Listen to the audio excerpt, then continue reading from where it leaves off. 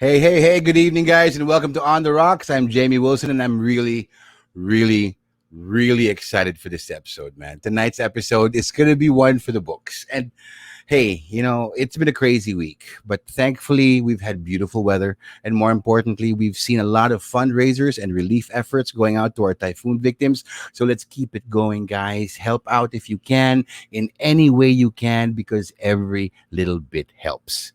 And hey, this week has been super busy for me lately, and I've just found the perfect way to start my day. So, starting off my days during this pandemic, all right, and slowly the doors are opening up, projects are coming in, so I'm finding myself getting out of the house more often and having long days away from home. So, I think the perfect combination for me is a good combination of strong and sweet. So I power through my day by starting off with a cup of Cordillera Gold coffee from my good friend Nino Mendoza's The Misty Mountain Cafe. And then I take a bite of Buenos Dias Panaderia's Milo buns. And guys, let me tell you, if heaven exists on earth, it's that. It's in my mouth. So it's amazing. And of course, my evenings are spent, having a drink. And tonight, keeping me company is a hard to find cognac that is at least 8 years old. It's super smooth with a hint of black pepper on the finish. It's called, what's it called? All right. Let me show you the bottle. It's a pretty bottle. Izard Cognac XO. And it's that kind of that's kind of a gentleman's drink, that never goes out of style. Now, guys, our friends from liquor.ph sent me over this bottle, and they're having a month long sale which ends at the end of November. So you've got a few days left, and this sale is called Franksgiving. Now, the founder of liquor.ph, his name is Frank, and he's giving thanks to all his customers by giving amazing deals from 10% to 50% off on selected liquors until the end of November. So all you got to do is just go to liquor.ph and check it out.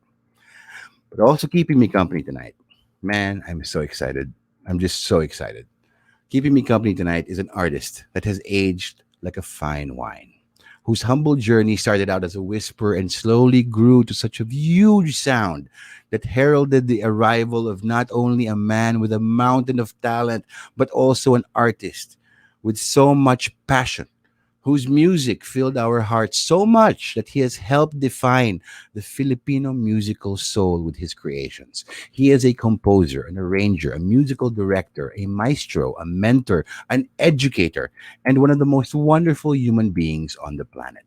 Ladies and gentlemen, it is my profound honor and my deep personal pleasure to introduce the national artist of the Philippines for music. Ladies and gentlemen, please welcome Ryan Cayabyab. Oh my God. Hi, Jamie! Mr. C. Mr. C, how are you? Well, nahiya ako dun sa ano mo, sa introduction mo.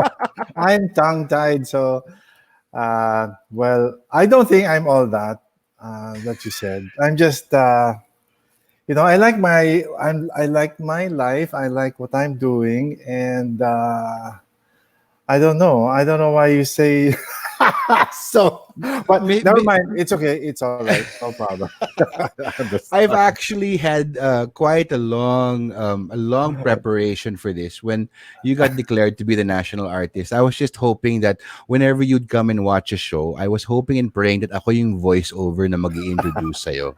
Matagal ko ng panaginip yan. So ginawa ko na tonight. Because Well, Mr. C, let's face it, you're a national treasure. Your music has helped redefine what OPM is, what original Filipino music is. And I think that comes from, you love what you do. And your love and your passion for what you do has just fueled you over the years and has affected all our lives because of your music. sometimes I don't. I don't think about that. But when people say that, I always say, "What talaga?" Parang what? Ano yun? Well, anyway, I keep on saying I understand because I know where you're coming from, and I'm much older than you, so I've done much more. Experienced Probably much more because I've eaten much more. And I stopped drinking when I was about 27, 26 or Wow. 27. And that's it. But, I never drank beer in my life before. I only drank the first drink I ever had was scotch. And it was always been scotch every time. But I stopped. I stopped because I had hepatitis. And of course, the doctor said, you have to stop drinking for a while, and but then I didn't look for it anymore. By the time I returned to drinking, social drinking, I got into gin tonic. So Ah.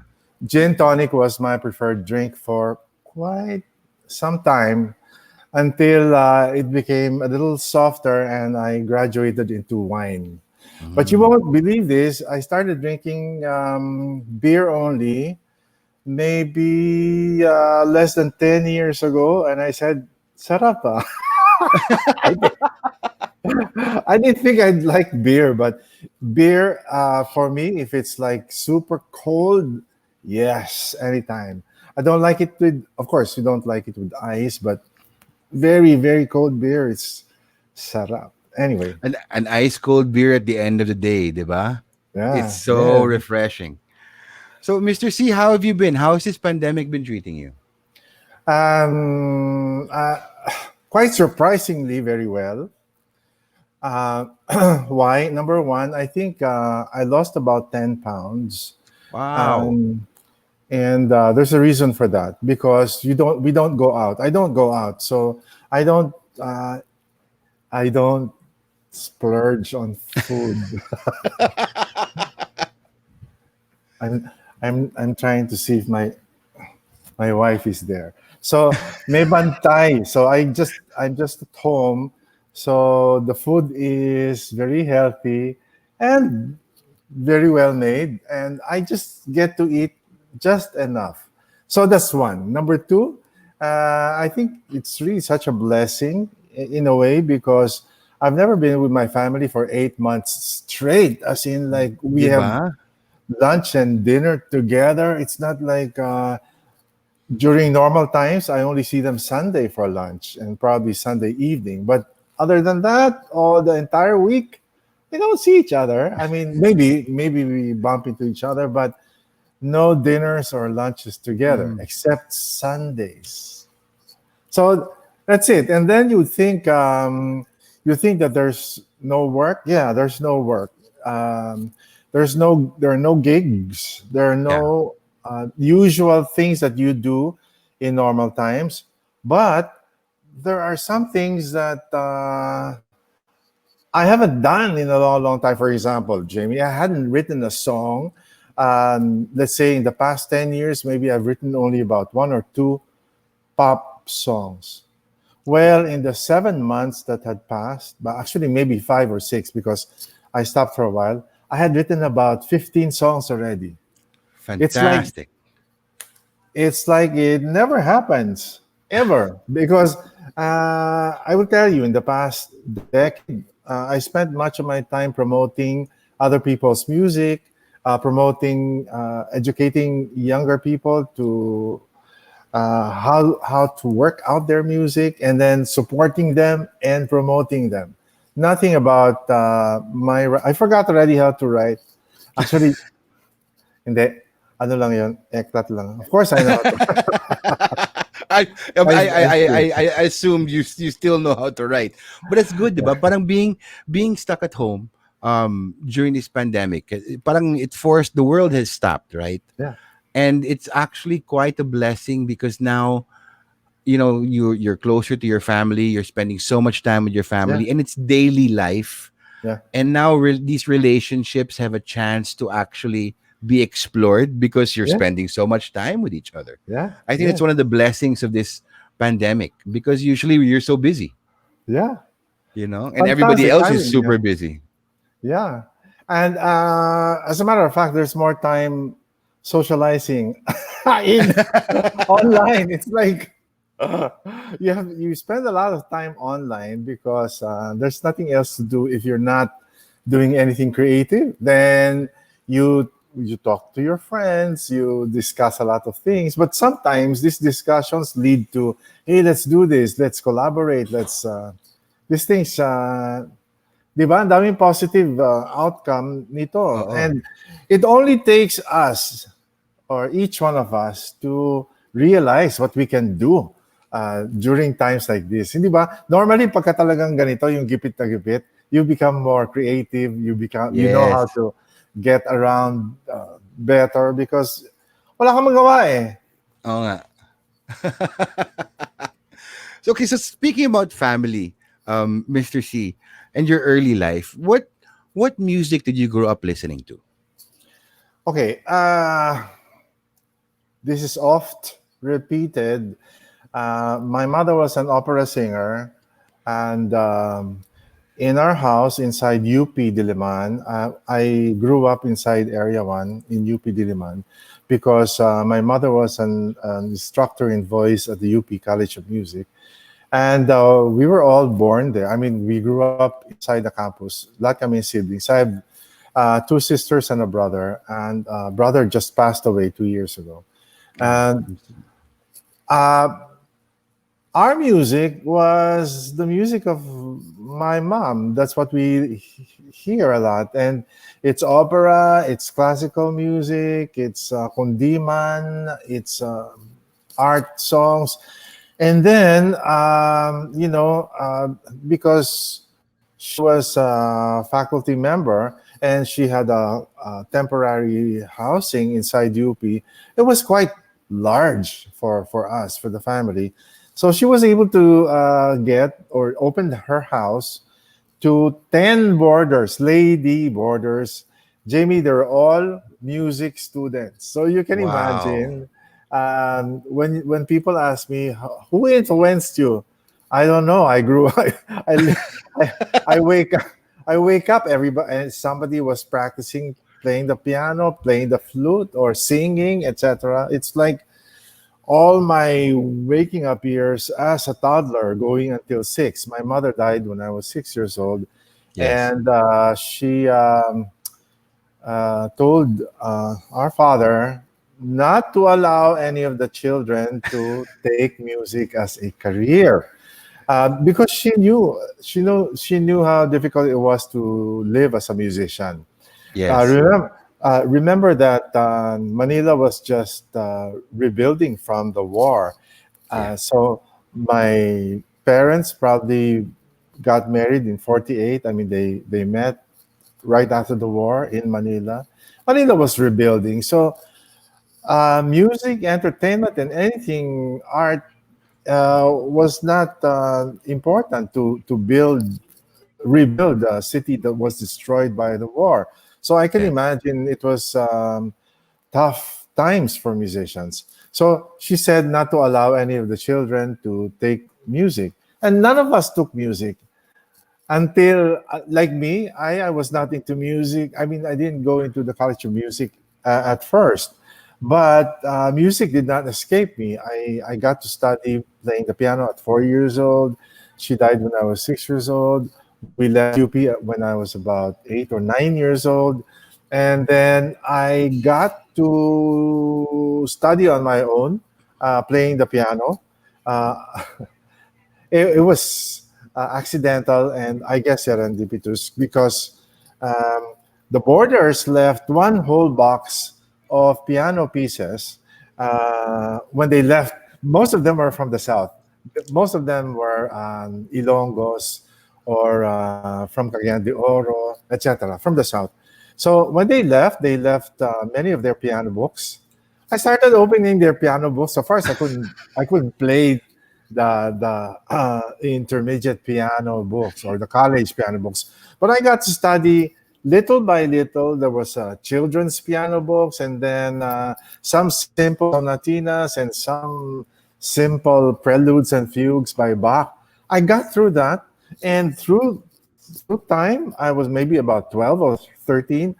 I could play Beethoven sonatas on my own. But I'll tell you, my piano touch was not a classical musician's touch. It was a weird touch.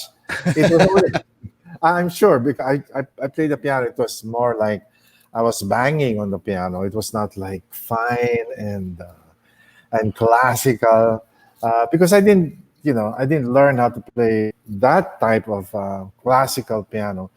But then again, um, it saw me through, and my entire high school, I was the pianist of the Glee Club. And every Monday morning, since I was first year high school, the faculty would ask me, "Can you play the national anthem and the Hail Beloved UP High and the UP Beloved?" These are the anthems of UP, and Yeah. that I did every Monday morning. I was their pianist for the flag ceremony.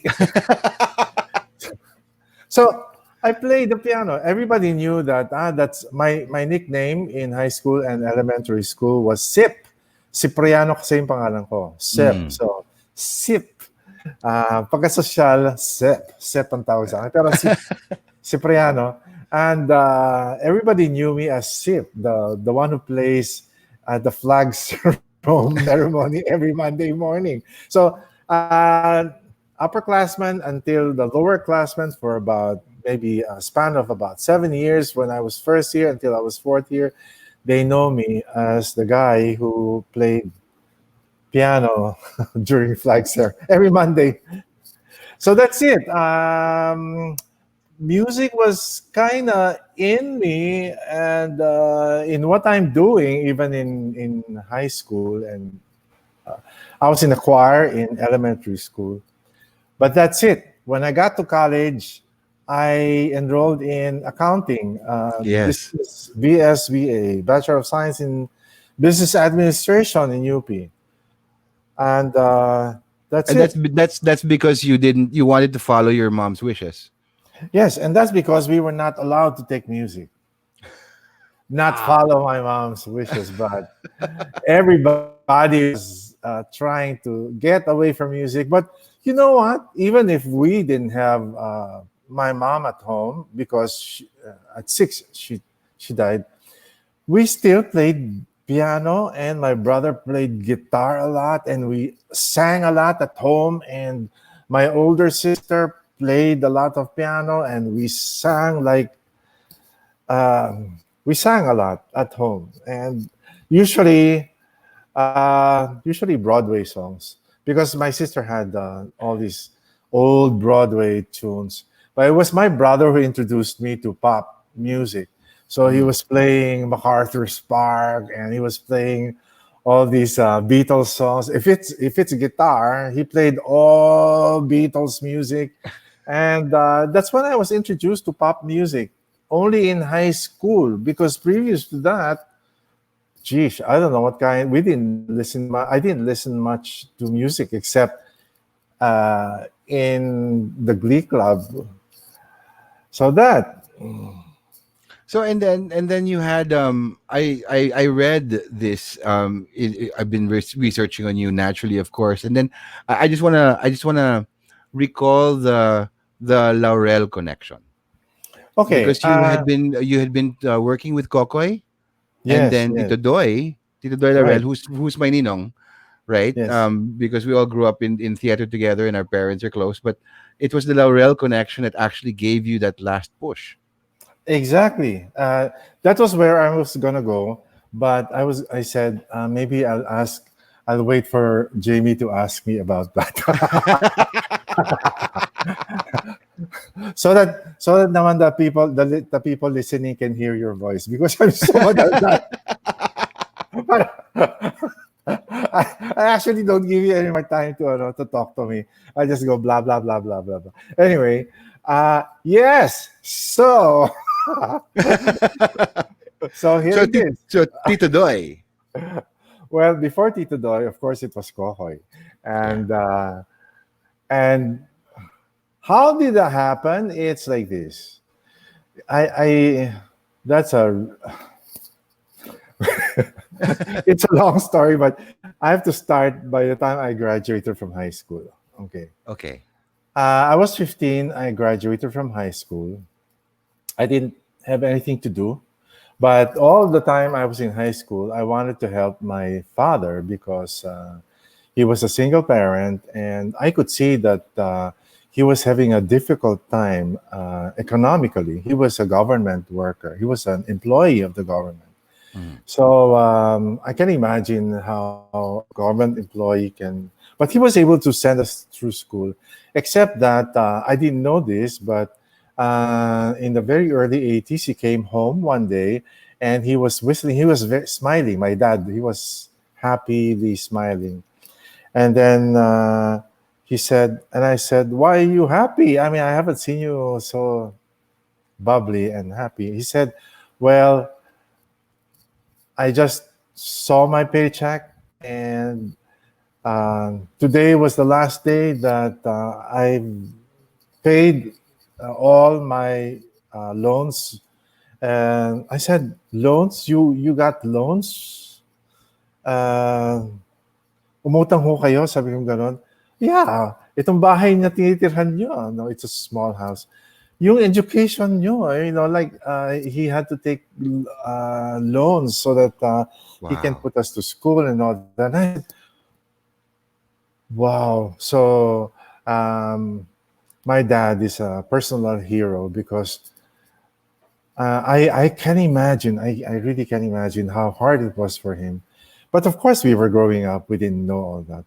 Yeah. We couldn't feel that, except that I know because when I was growing up and in elementary school, sometimes we didn't have food in the table. As in, yeah, we did. We had rice and we had sugar. So sometimes we just had to eat what's there on the table. And it's a good thing my Lola was there. She brought with her bagoong from Pangasinan. So aside from sugar, we had sugar from Batangas because my mom, who's from Batangas, every year yung whatever lupa she has produced sugar. Oh, And cool. so we had like a sack of sugar for the entire year or something like that. I'm just telling this story to you in now lightly because I remember once we were eating fried green papayas in sugar because that was our viand. And then when my Lola arrived from Pangasinan, she brought with her jars of alamang. You know what alamang is? That's Yes. bagoong. Yes. So, so aside from fried green papaya soaked in sugar, we had alamang with kamatis. So, at least we had some other viands. But of course, that's not naman like every day for 10 years, no. Mm. Siguro naman, once in a while, my dad would come home and um, have some real food and we can get to eat. Okay.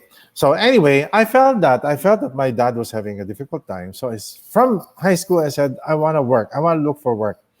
So right after high school, graduating from high school, um, I was going to turn 16 in May, but this was like very like April. So I asked dad for if I could go to Quiapo. It only takes 50 centavos going and coming back, UP Village to Quiapo. I just take the JD bus and it's 25 centavos one way, 25 centavos pabalik. Wow. And then I had 50 centavos. Coke was 15 centavos and maybe a hamburgers that was sold in the street, like a street burger, was Yeah. 35 centavos, Jamie. So now Wow. 1 peso, but spend all I didn't spend all that because I was sometimes you don't know, you could have an accident. You can't go home, you just have to walk. Anyway, ang haba ng kwento ko. So, I told my dad I'd go to Quiapo, I'll go to Plateria's store, Plateria's Street. Plateria's Street is uh, perpendicular to Quiapo Church. Okay. So if this is Platerias, this is Raon, and this is the one going to Escolta. So ganyan-ganyan sila, hile-hilera Mm. sila. But the feature of Plateria Street is they have maybe several music stores. Now, Mm. why did I go there? I was thinking that maybe I would be discovered in a music store. In a music store. Discovered for what? Well, at 15, I was so confident that I could play piano. I could play anything that you put in front of me, any pieza. If you put anything in front of me, I'll play that because I was so confident, and I was young. It didn't really matter kung magkamali. Basta, I was very confident. And so I go up to the sales clerks and ask her, do you have any opening for a piano demonstrator or something? And because I could see, a lot of moms, they come over here to your store, and they want to buy this pieza for their kids, and they don't know how it sounds. So I can play it for them, so they know how it sounds, and they can say, "Oh, I'm gonna buy this," and then I'm gonna buy this if they like the pieza, no, the piece, the musical piece. That was my ploy. I said maybe they'd hire me. Well, right off, the clerk said, "No, we don't have any opening for that." So I said, "Okay, okay, can I stay here? Can I make tambay? Can I look at all your piano pieces? Can I play in your pianos here?" And she said, "Sure, why not?" Because, it gets boring. Yeah. Day in, day out, they have to wait for a customer to come in and look for a piano piece, and nothing's happening. So I was there banging away on the piano. And I found this wonderful piece, and I asked how much it was. It's called Rhapsody in Blue. Hmm. Ah, Magkano po ito? Sabi ganun ng Ale. 14 pesos. Oh my God. Uh, Wow. that's so expensive. 14 pesos is like, like 1 peso, I can go back and forth to Quiapo and have a Yeah. merienda. But 14 pesos, I cannot earn that. I have to earn that in 14 days plus another 14 days. I don't have money for that. But anyway, they allowed me to play in their pianos. And so I studied Rhapsody in Blue. I went there every day for about 2 weeks. Not maybe every other day. But it seemed like almost every day I was there, and I kept on getting the piece of Rhapsody in Blue. By the time I left that Rhapsody Music House, I memorized Rhapsody in Blue, and I didn't have to pay for it anymore. I didn't have to buy it because I had it memorized. So now, what did I do? Why was I there? I was hoping maybe an owner of a bar or a restaurant would pass by and say, "Hey, you can play. Can you play this?" I remember. Of course, I only played reading music. But in Mm. high school, when my brother introduced me to popular music, I started playing by ear. So I had this list, and I added songs in my list. Every time I'm able to play a new song that's popular, I put it in my list and I could play. So I said I can play na in a restaurant or in a bar because I have this list of about 40 songs already. I can play all Wow. those songs by memory. I mean by ouido, by ear. So I didn't have Yeah. to I didn't have to write all that, but I could play it by ear. So that was what I was doing there. I was waiting for somebody to discover me. You know what? Someone discovered me. It was my cousin. A cousin I hadn't seen in a long time. And she said she was a piano teacher, and she went to the bookstore because she was going to look and buy piano books for her students. And so she was there that day, and she said, "My God," she said, sa mga relatives ko, they call me Rayano. Again, it's from Cipriano. So, Riano, Yes. Rayano. Nauna ho kay Rihanna. Riano lang ako. So, anyway, Cipriano. So, my relatives call me Rayano. And my classmates call me Sip. Pasosyal sila, Sip. Anyway, she said, "Wow, ang galing mo na pala magpiano. Why don't you audition in this choir in DBP in Makati? They're looking for a pianist for their choir." Sabi ko, "Oh, what happened to their pianist?" Yung pianist ng choir nila, pinsan niya. Pinsan ko to ha, pero pinsan niya sa kabilang side. Opo, Ito, yeah. okay. So sabi niya, yung pinsan ko pianista doon, nako, nag-migrate sa Amerika, wala na silang pianista. Mag-audition ka doon, baka makuha ka. Jamie, I did audition that the next Monday, and I auditioned, and the conductor put the president of the Glee club of that singing choir put this piece in front of me. Okay, can you try to play that? And I played it. Parang ang dali naman ito. Sabi ko,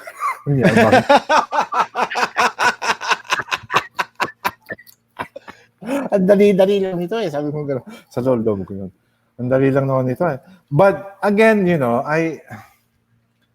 I didn't have a classical touch, but I got to learn it anyway. It was not so difficult, but you see, that's why I can play pop and a little classical. But anyway, I got the job at 15. But when the president said that learned that I was 15, she said, "Okay, when you audition to the conductor and to the officers of the Yeah. choir, tell them that you're 18 years old and your name is Ryan Soriano." I, why would I change my name? That's weird.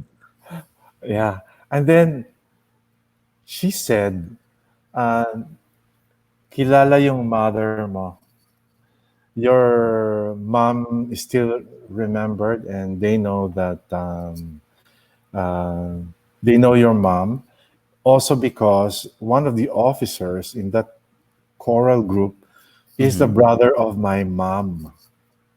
Ah. So she was saying, "Please do not. You have to impress upon us that you're not related to any one of us when you audition." So I did. I Correct. changed my name. I'm Ryan Soriano, and I'm 18 years old. And it was believable because I had so many pimples, and I was tall. I was so lanky, and I had white hair when I was already in high school. So it was believable. It looked like I was 18 years old. I got the job. By the time it was my birthday, and in May, I got the job right after I mean they got me right after I turned 16, and Yeah. that's it. I paid my way through school, so my dad was very happy because besides UP, I was only paying 14 pesos for lab fees. That was how much Wow. I was paying for a SEM.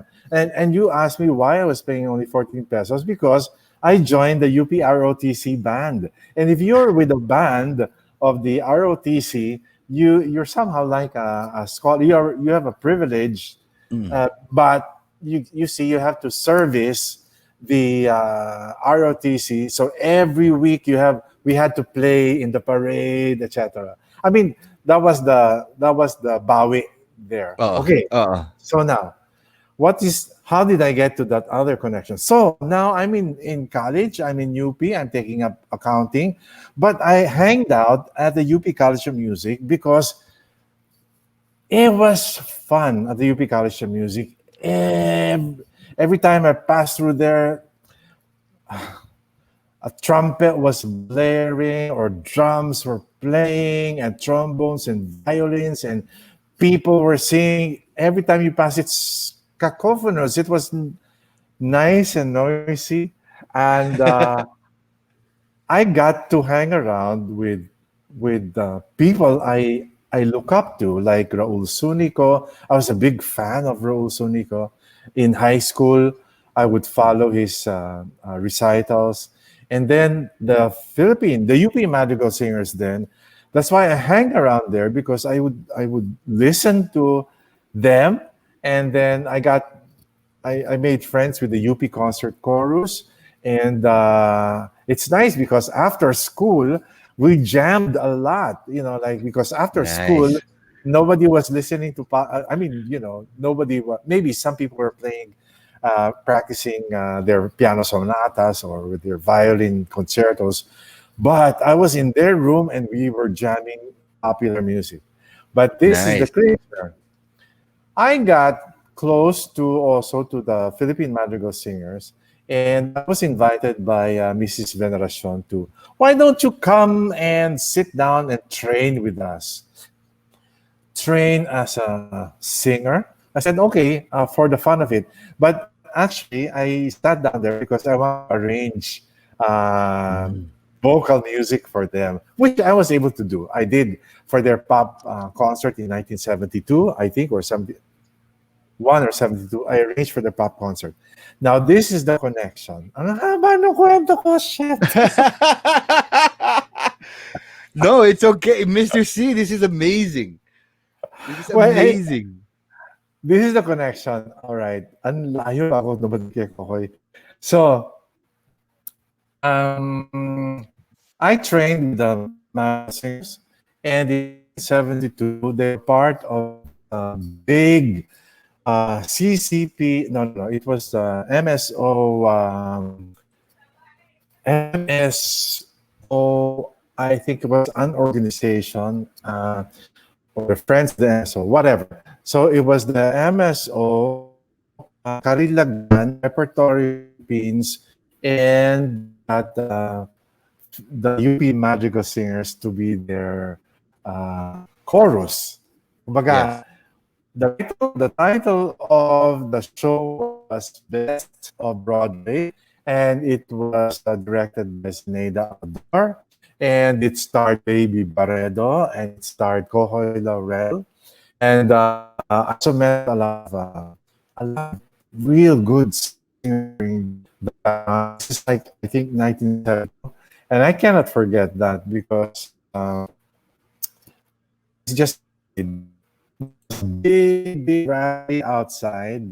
Uh, it was that production. Why are you showing American Broadway music at the Cultural Center of the Philippines? It was fun, and the rally was led by Ben Cervantes. So you can imagine, no? And then later on, Ben Cervantes becomes a director of the CCP. Anyway, all these things, ang ganda na may experience. So the Mads asked me to be part of the chorus for that production. I was not on stage. I was chorus. I was pit chorus. Pit Okay. chorus. All right. But this was 1972, and I had some, uh, after school, the call time was 6 o'clock. This is like the theater run going into technical and dress, and then the final shows. I'd be there early because I didn't want to be late. Besides, UP was so far from CCP. Yeah. So I just took the bus, took the jeep, and got down in what street is that? Anyway, you still have to walk to CCP. I went there because I could go to the orchestra pit at about 4 or 5 o'clock, and no one was inside the theater. And the orchestra pit had the full Steinway Grand there, sitting there, and I could play the entire hour before rehearsals, and Yeah. nobody was there, and I was allowed to play. I mean, nobody was telling me, hey, you can't touch that. But maybe they saw me several times already because I was with the Mads, etc., etc. Mm. And so this is how I met Kohoy. In all those afternoons that I spent there, Kohoy also comes in quite early for call time. So not 6 o'clock, but maybe 5:30, 5:15. Kokoy was there. And I guess silip-silip siya, nakita niya, sino yung tumutugtog na yun? Lapit-lapit siya, tapos nakitugtog-tugtog. Tapos lagi niya oh, do you know this song? Kunyari, may song na hindi ko alam. No, it goes like this. And then he goes, so he can also sit on the piano and play pa pa pa pa pa pa pa pa. Pasikatan kami, ako yung piano, ganyan, ganyan. But eventually, we became good friends. And then he asked me, do you know this song? And then he'd sing along and we'd enjoy. And then it was in that production, because I met him, he said, can you come to the house? There's a dinner. My parents are having dinner, and can you come to the house? Let's jam, kantahan, tugtugan. And that was the first time I was in 515 Shaw Boulevard. And wow, I thought that place was magical. The place was Yeah. really, for me, it was magical, because I not only met, when they have dinners and parties, syempre, repertory Philippines yung nandun. Buong barkada nandun. Buong sila Baby Barredo, sila Bibot, si Noel, Trinidad, sila Subas Herrero, si Yeah. Leo Martinez. Nandun silang lahat. Kunyari, kantahan, etc. etc. Sila yun nandun. And I was just so happy to be there, also playing for everybody. And then, they just put any pieza in front of me and I'll play for them, because that's what I did. I played any kind of piece that you just put in front of me and we'll all sing together. And it was fun. And Kokoy was so fond of my playing for him, such that he probably asked Tita Celia, oh, you ask Sip, baka he can play for me in my concerts, baka he can play for me when I do appearances on television. And I said, why not? And I said, sure, why not? Me starstruck. So, wow, I'm with a matinee idol. I'm with Coco Laurel, and I got to meet Vilma Santos, and I got to meet Nora Aunor. It was like I was starstruck, and I was young. I'm younger than them, about 1 to 2. So you can imagine I'm there, but I'm still toy. I think Coco is just 2 years older. So that was the start of the my performing for Coco. And then they see I could not. I could piano playing was only one thing that I could, was not the only thing I could do. And so Yeah. one day, Kokoy said, can you arrange a band for me? Ganyan, ganyan, ganyan. Okay, I'll try. But the truth is, previous to that, I had been working with Nonong as his arranger for some of his jingles. Nono Pedero was Yeah. a jingle maker in his heyday. Yes.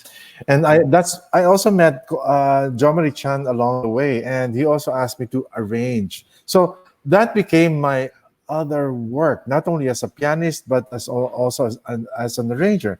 By the time I was 17 or 18, I was already music director for Kokoy's big Araneta Coliseum concert and his big Meralco Theater concert. It was Kokoy Live. I remember that one was, there was one Kokoy Live 72 and then one live Kokoy Live 73. And that's it. They were so happy that I worked with Kokoy very well. And then one day I got a note from Tito Doy. This is like after how many, maybe a year or so already of performing with Kokoy Laurel, Kokoy. And I lived in 515 Shaw Boulevard for a time. I had Tita Celia lent me her studio, and Yeah. that was where I stayed. Excuse me, and sound. Yeah, you're just a little choppy, but we're continuing naman. I can still hear you. Konting choppy lang, Mr. C. Uh, yung mine na choppy. That came here because they were gonna check, or maybe because I'm just so madaldal, so hindi mahuli nung line. So, teka, parang sabi nung line, teka. Anyway, so uh, Tito Doy calls me, and yeah, I said I lived in 515 Shaw Boulevard, and I got close to sila Lini, even sila Teddy, Yeah. and Larry. I was living in that house.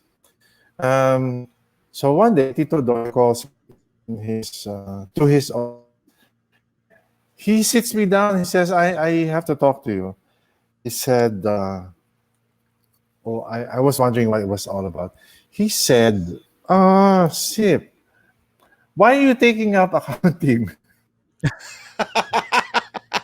Sabi ko, "Oh, I wonder where this was going." And then I told him the story. My mom, dad, etc., etc. And then I will tell you this story because I use this incident as a jump off story every time I try to um, influence young people. I tell this the same story that I'm telling you now. But your listeners are old, so they might be bored already. No, I don't think so. Your listeners are, baka jaded na yung. I'm just joking. That's only my way of. Anyway, baka si Adriana Arcega nakikinig. Sabi niya magdaldal daw ako.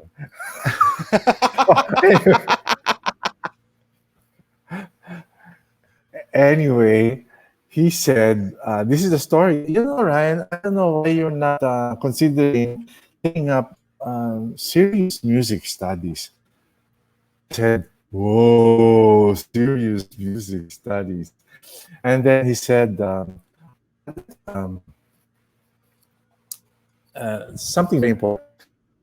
Each of us, we serve, we have, and we serve our community in different ways. He said, each of us contributes to our community in different ways. And while he was talking, I was saying, where is this going? Where is this going?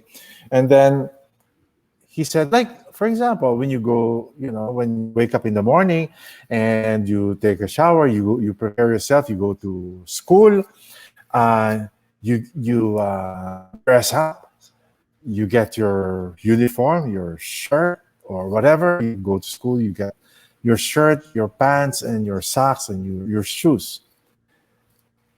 And your shirt, they're well laundered and they're ironed, and your pants, they're nice, and you feel confident because you look good and you smell good, and you're confident because your clothes are not sira.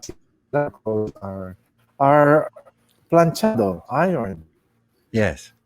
And then he said, "Sinong gumawa nun?" Sabi niya gano'n.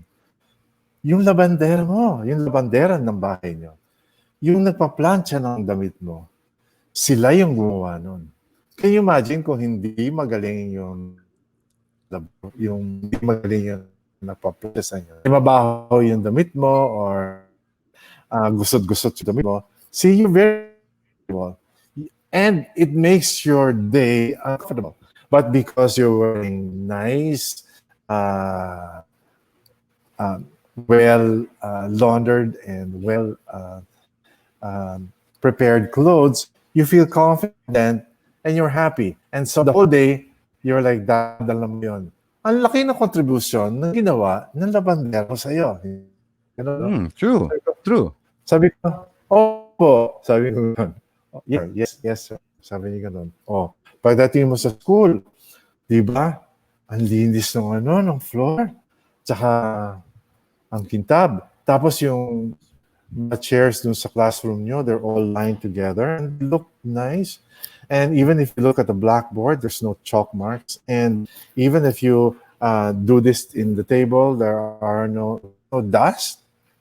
And you feel good because parang maliwalas, malinis. And the plants, the garden, they feel, they look good to the eyes. Sino nagawa nun? Yung janitor at saka yung garden.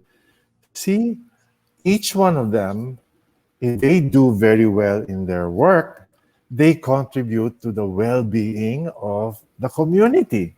So, ganito rin yung pagkato sa mga bata.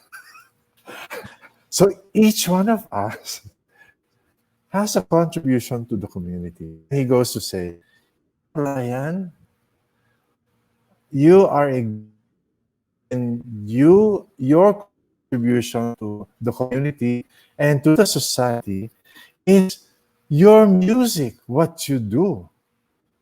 Yeah. And then he segues to, but you know what? If you study more about what you're doing, what your passion is, what you like to do, if you go to school and formalize that, you'll be a better musician. And you probably end up one of the best ones in your field. And you know what? When you're one of the best and you're an authority in what you're doing, your life is made. Of course, I was 18 and these things, wow, ang bigat. Ang bigat, no? Hindi, parang phew.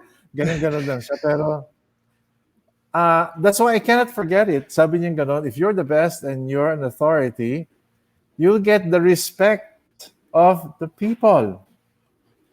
And when you are one of the best and when you're one of the authorities and you have gained respect, you don't have to look for a job. The jobs will come running after you.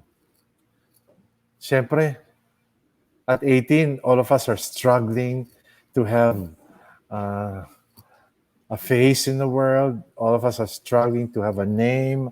All of us are struggling to have something, to grasp on something that you hitch your vision to Yeah. become better. To have a nice, good life. Yeah. And then the creature he said, okay, so tonight, when you go home, you talk to your dad. You tell your dad that the senator and Mrs. Laurel are giving you a scholarship to any music school of your choice. Wow. Wow. Wow. Wow. Eh di syempre, nasa isip ko, I wanna go to Juilliard.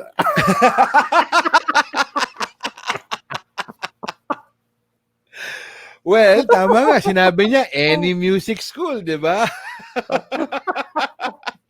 So, anyway, no, I think it was up to it. It could be any music school. But before I tell you what happened, anyway, I go home that night, and that's about 12 o'clock at night, and my dad opens the door for me, and he says, "Anong oras na ba?" Sabi ko, mag-aalauna na po. Sabi ko gano'n.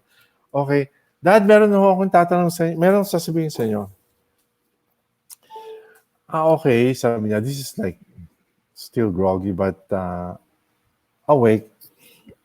I said, you know what? Senator and Mrs. Laurel are giving me a scholarship in music. And I wanted to tell you so that I wanted to know what you think about that. And then, you know what he said? Okay, how old are you now? Ilan taon ka na ba? Sabi ko, 18 na po ako. And then he answered, oh, Ryan, matanda ka na to think for yourself. Sabi niya ganon.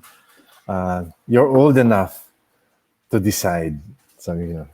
And Wow. I did.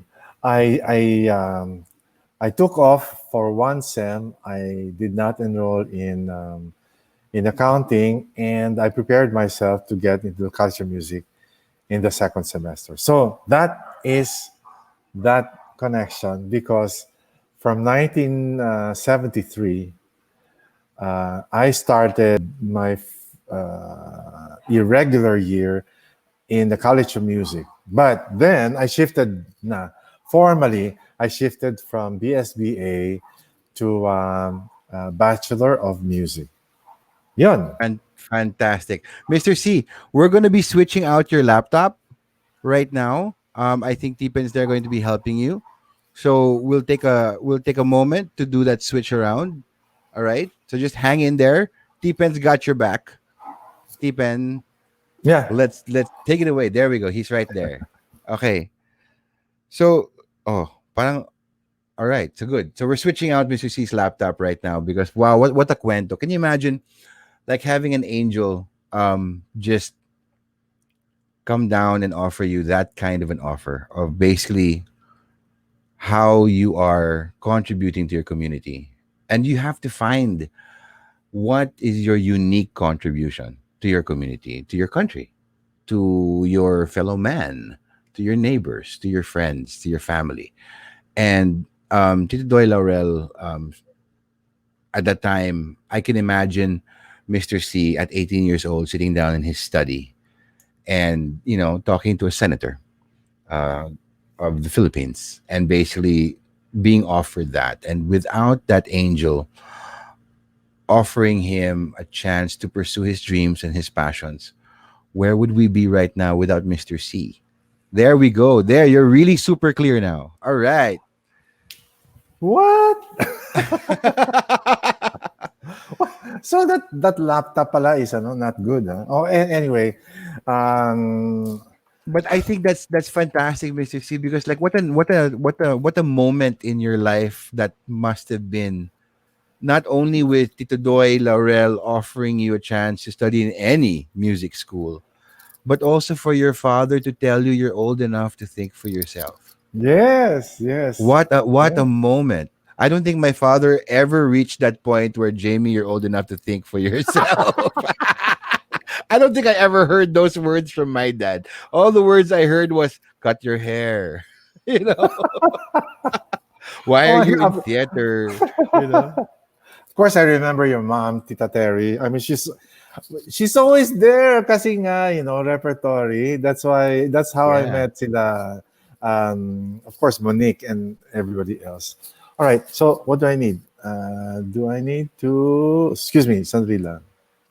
Okay, No, you're good. You're very clear now. much better. Okay, they're trying to switch off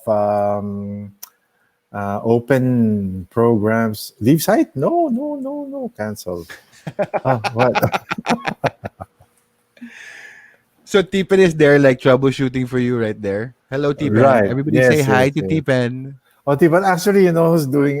It's Krina who's doing the. Ah, Krina's doing. So, Hi, well, Krina. because Tipen is there also fixing the other computer. So it's Krina who's here doing the pindot pindot. Oh, So, anyway, yeah. oh, I tell you, Jamie, that was a major cross. Not, I won't say a crossroad because I didn't. I actually did not decide. It was not something that I didn't know if I was gonna turn left or right, but it was there. And this is what happened, Jamie. In This is the theme of my life: is things fall into my lap and I just take it. Um, because I believe it's there for the taking. It's yes. like when I did Ryan Musikahan. Who would have thought I'd have a television program? I mean, it was far fetched. I didn't. It was something that. But then again, it changed. the entire idea about my just being a music director, Yes. my doing television work is like, wow, that's why maybe a lot of people know me because of that. No, so these things, it I guess that's the theme of my life. Things fall into my lap. Everything, like the Elements Music Camp, like the Phil Pop, the, you know, I'll tell you the story of, I don't, you still have any other question? Kasi ang layo na eh, No, well, 2008 na actually, siguro ito. I wanted to go actually into because it ties in when Tito Doy told you, and then basically how you can contribute to your community. Each of us have our own contribution, and that's what Right, led you to your formal education in music. right. Um, I think that I mean basically Tito Doy, I equated to Tito Doy being an angel for you in that Yes, sense, and going into your passion also in sharing your knowledge, because you did say that you always tell this story if you want to influence the kids today to pursue yeah, their music, right? The passion to share your knowledge has been so evident with not only the music studio, your music studio, but the Elements Music Camp is something that I've always wanted to audition for. I mean, tayo kasi baliktad. Things fall into your lap and then you run with it. For me, I hear about things too late and then I'm booked na. Each time you had an Elements Music Camp, I fully intended to always audition, to send a song, but I was always booked for a show, for a play. So I wouldn't be able to do it anyway. Parang ganun yung cycle natin. But I think considering the amount of talent that has come out of the Elements Music Camp. And of course, I'm there in Git, seeing all the pictures, and Twinkie is making me cuento, and then Audie's there teaching performance, and I'm like, I can do that, I can do that. But would you think? I mean, it's sort of like paying it forward. What was shared with you, you are now helping other musicians develop their own music. And that hasn't stopped because you're currently conducting classes. You have a yeah, music school, the pandemic class. I have a good friend, Jep Go, is in your class. yeah, How yeah. is Jep Go? We can talk about Jep Go. How is he? Masipag na bata yan, pero makulit. Sobra, like and actually see Jeff is unbelievable because I didn't realize that he was very passionate about this because of a lot of the students are actually music graduates. You won't believe it. And I was saying, why are you taking this? You know this already. Why did you enroll, sir? We missed your class if they had enrolled in my class, or Yeah. sir, you were not anymore teaching in UP, and we heard that your classes are always fun. But anyway, Jeb he's like a sponge, and I didn't think he was gonna get into it because wow, many of the students are getting deeper and deeper and deeper into it, and wow, nakikisabay yung Jeff Go.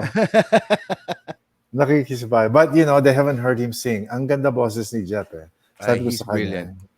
And I he's like so his easy. I love this boy. I mean, I think these are the new talents that are worth, nurturing and developing, because more importantly, I mean, he's super talented. He's a super yeah, talented young man. And there are a lot of people who are talented, but I think what sets aside a person like Jep Go, or an artist like Jep Go, is his attitude. He's so eager, he's so energetic, he's so masipag, and he's passionate. He honestly wants, like you said, he's a sponge. He wants to absorb these things, yeah, and he wants to do well. And yeah, I think with you teaching, your passion for always, I think, paying it forward and developing these new artists and these new musicians are, I think it's integral because we're going into the line of legacy. How you were very masipag, for example, by going to that music store every day or every other day and playing all that music, I think is important. It's just as important as teaching music theory. You know what I mean? Your yeah. kasipagan, your attitude is just as important, if not more important, than natural talent. And how do you nurture these people? Have you had any difficult students, Mr. C? And how do you deal with these difficult students? Well, okay. I did almost 20 years at the UP College of Music, teaching Yeah. theory and composition. And yeah, there are days and there are students that I had to tell two in the entire time that I was teaching in UP. I can single out two. Is that correct English? You cannot single one. You single two people. Well, anyway, um, I, ch- I can remember. I talked to two people. Well, they're not in the same years apart. I put them. I got them aside and told them, I think music school is not for you Wow. because I was saying, you're wasting your time. You I don't think music school is for you because you don't have the passion for it. You don't. It seems like you're just there, blank, and of course, it shows in your grades that there is no cheerfulness in learning, and so therefore you're not into it. So there are two of them that I said that. Uh, that one other person, maybe I haven't heard about her, but there's this one who came to me siguro mga 10 years ago, and he said, "Sir, do you remember me?" I said, "Vaguely, maybe." "Sir, I was your student in college, and you told me that I should I should not be taking up music. I took your word and graduated as a blah blah. I can't remember. And sir, thank you so much for telling that to me because I'm very successful in what I'm doing now." Well, that's I think that's great because you pointed him in the right direction, or basically told him, this is the wrong direction for you. Maybe you should try something else. Sometimes that voice saying those things to you are exactly what you need to hear, Yes. and you And were that voice. I will tell you another student, Jamie. I had a student, uh, I failed him twice already. Failed meaning cinco. Hmm. In UP, cinco is flat out fail. Yeah. It's not like cuatro na fail and not so fail. But cinco is cinco failed. He failed it twice, and he said he enrolled again another year. And I said, "Grabe ka, this is the third time you get this. Are you sure you're not gonna flunk again this time?" So, you know, ang bait nung bata. Sobrang ang bait-bait. Sabi niya, "Sorry sir, bobo ko talaga dahil ang hirap ganito, ganyan, ganyan, ganyan. Pero I will try," sabi niya ganon. Well, he passed the third time. Every time I see him, I work with him in the orchestra. He smiles at me and says, "Sir, naalala niyo ba ako? Ako yung tatlong beses nag-theory." Of course, naalala ko siya. How can I not forget that guy? So, anyway, I wanted to share with you that when I was starting out with Kohoy, and I observed one of his recordings, and he was doing an album, and it was Doming Amarillo who was the arranger of the album. I don't know if you remember the album and he sang "Misty." Yes. It's a really nice album, and it was Doming Amarillo who conducted and arranged all the songs. And I was a newbie. I was like, I didn't know anything about. Well, I can hear sounds. I could play the piano, and I could write anything that you asked me to write. Putting orchestra together, I mean, that's so alien to me, but I'll try it. So I went several times to the recording just to ask Mang Doming, "Mang Doming, can I look at your pieza? may I take a peek at the music score? Because the music score will contain all the notes of like four saxes, three trumpets, two trombones, and then violin, one, two, viola, and then cello, and then bass, and then drums. So it's this score, huge score, and Yeah. then I'm trying to follow the score, etc., etc. And there were so many questions I asked Doming, Mang Doming, bakit ho ganito ito? Ba't ganito ang sulat nito? Bakit ito naririnig ko, bakit yung sulat niya ganito, ganyan, ganyan, ganyan. That's when I learned about transposing instruments, meaning not all instruments are played in one key, like in the key of C. They're Yeah. played in different keys and all that. Of course, I learned it eventually, but you know what? It is the manner of sharing that this man um, impressed upon me, and right there and then I said, "Oh my God, ang bait ng mga musicians. They share anything. If you ask them, they will Yeah. tell you how it's done. If you ask them why is it written this way, they'll explain to you. Ang babait ng mga musicians." And so I said, why shouldn't I be like that? So every time I teach, if it's anything I can teach, and if I can teach everything, I'll teach everything I know. And then somebody approached me once and said, "Alam mo yung style mo, I don't know why you're teaching even those little things, those secret things. Aren't you afraid that they will learn that and they'll be better than you?" And I said, that should be the case. I think they should be better than me. I mean, I'm teaching them something, then they should go and be better than me. Which is why my vision always when I do Elements Music Camp, the Mhm. Phil Pop Boot Camp, and all these camps, teach them everything. And I always say that the generation after us should be better than us. They cannot be bobo.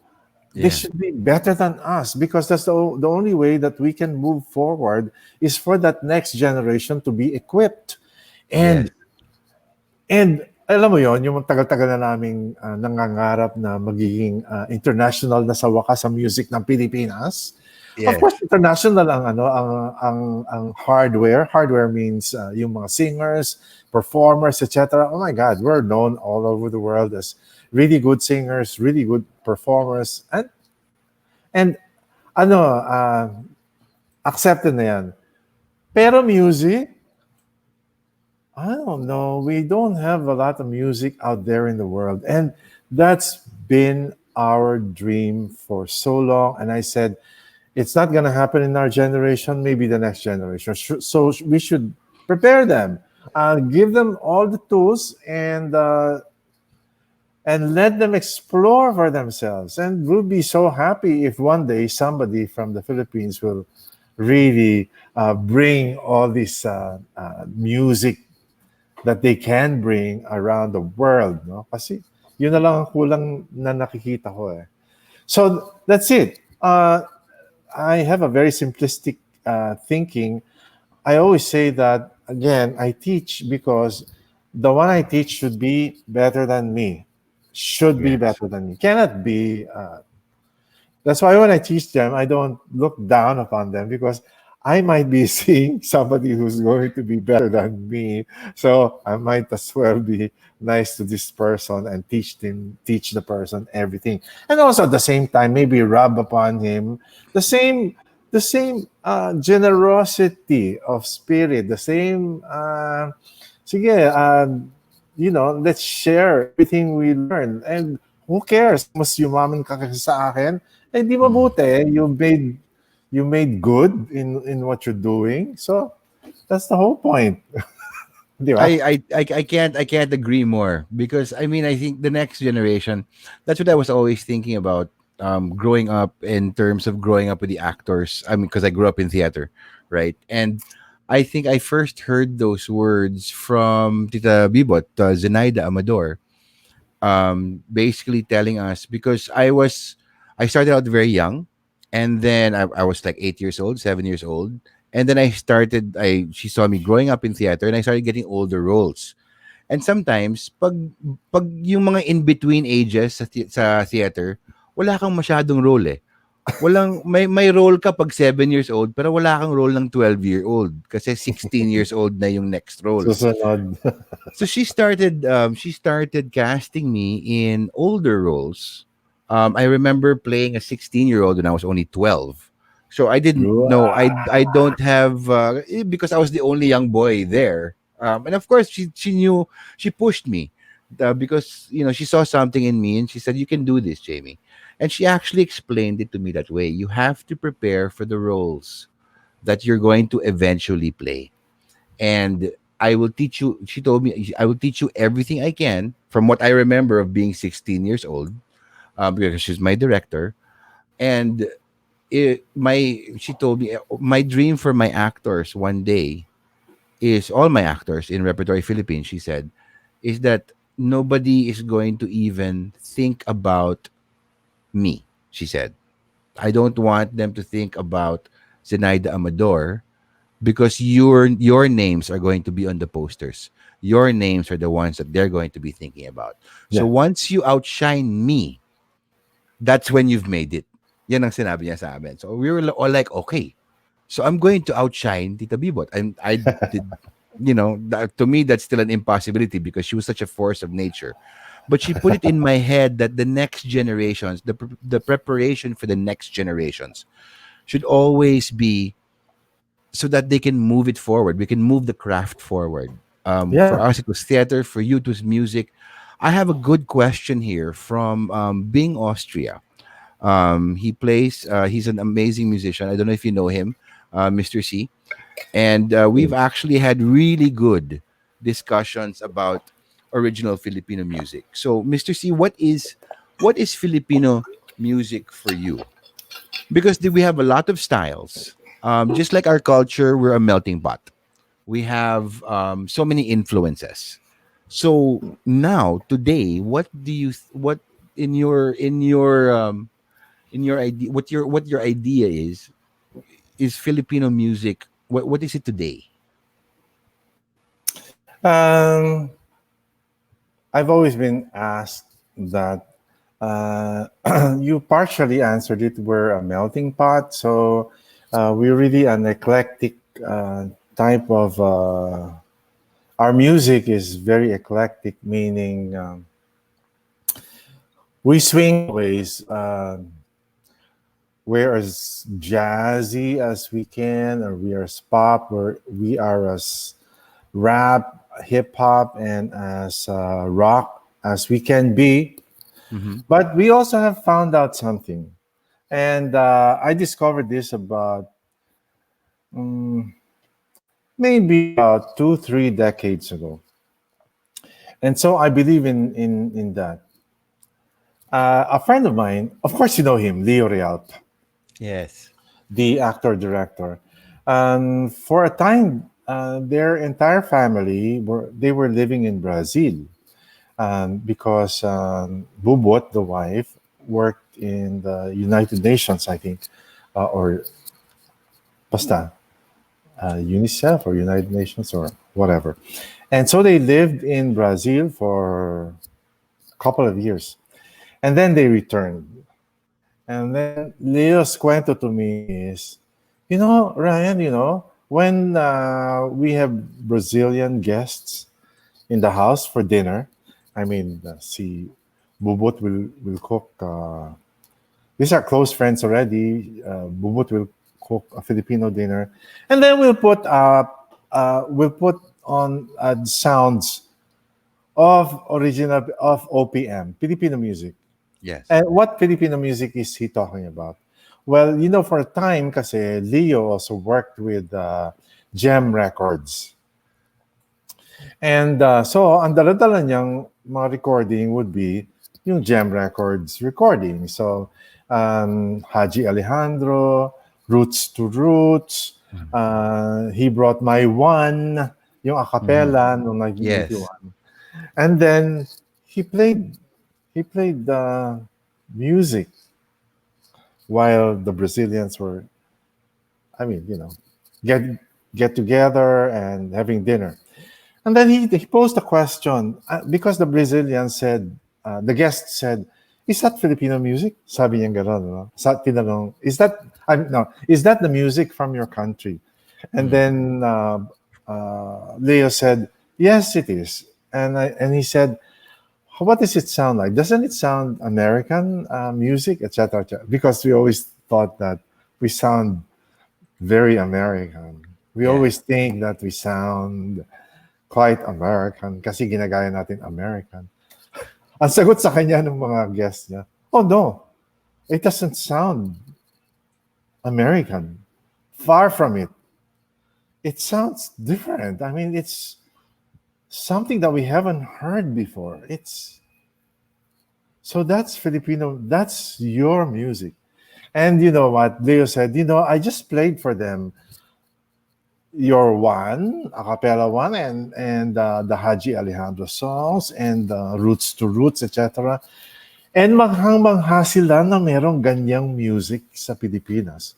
And then when he was telling this to me, he actually summarized it in this. You know what, Ryan?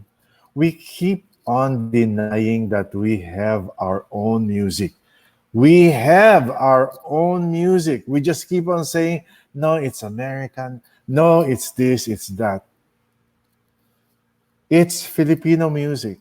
And the reason why we keep on saying that it's not Filipino music is we're so into it that we only see the similarity or mga balangkas or little things Yeah. similar to the rhythm that is the rhythms which are popular, American Top 40 or disco or, and Jamie, it's been proven over and over again why music is really important to a community.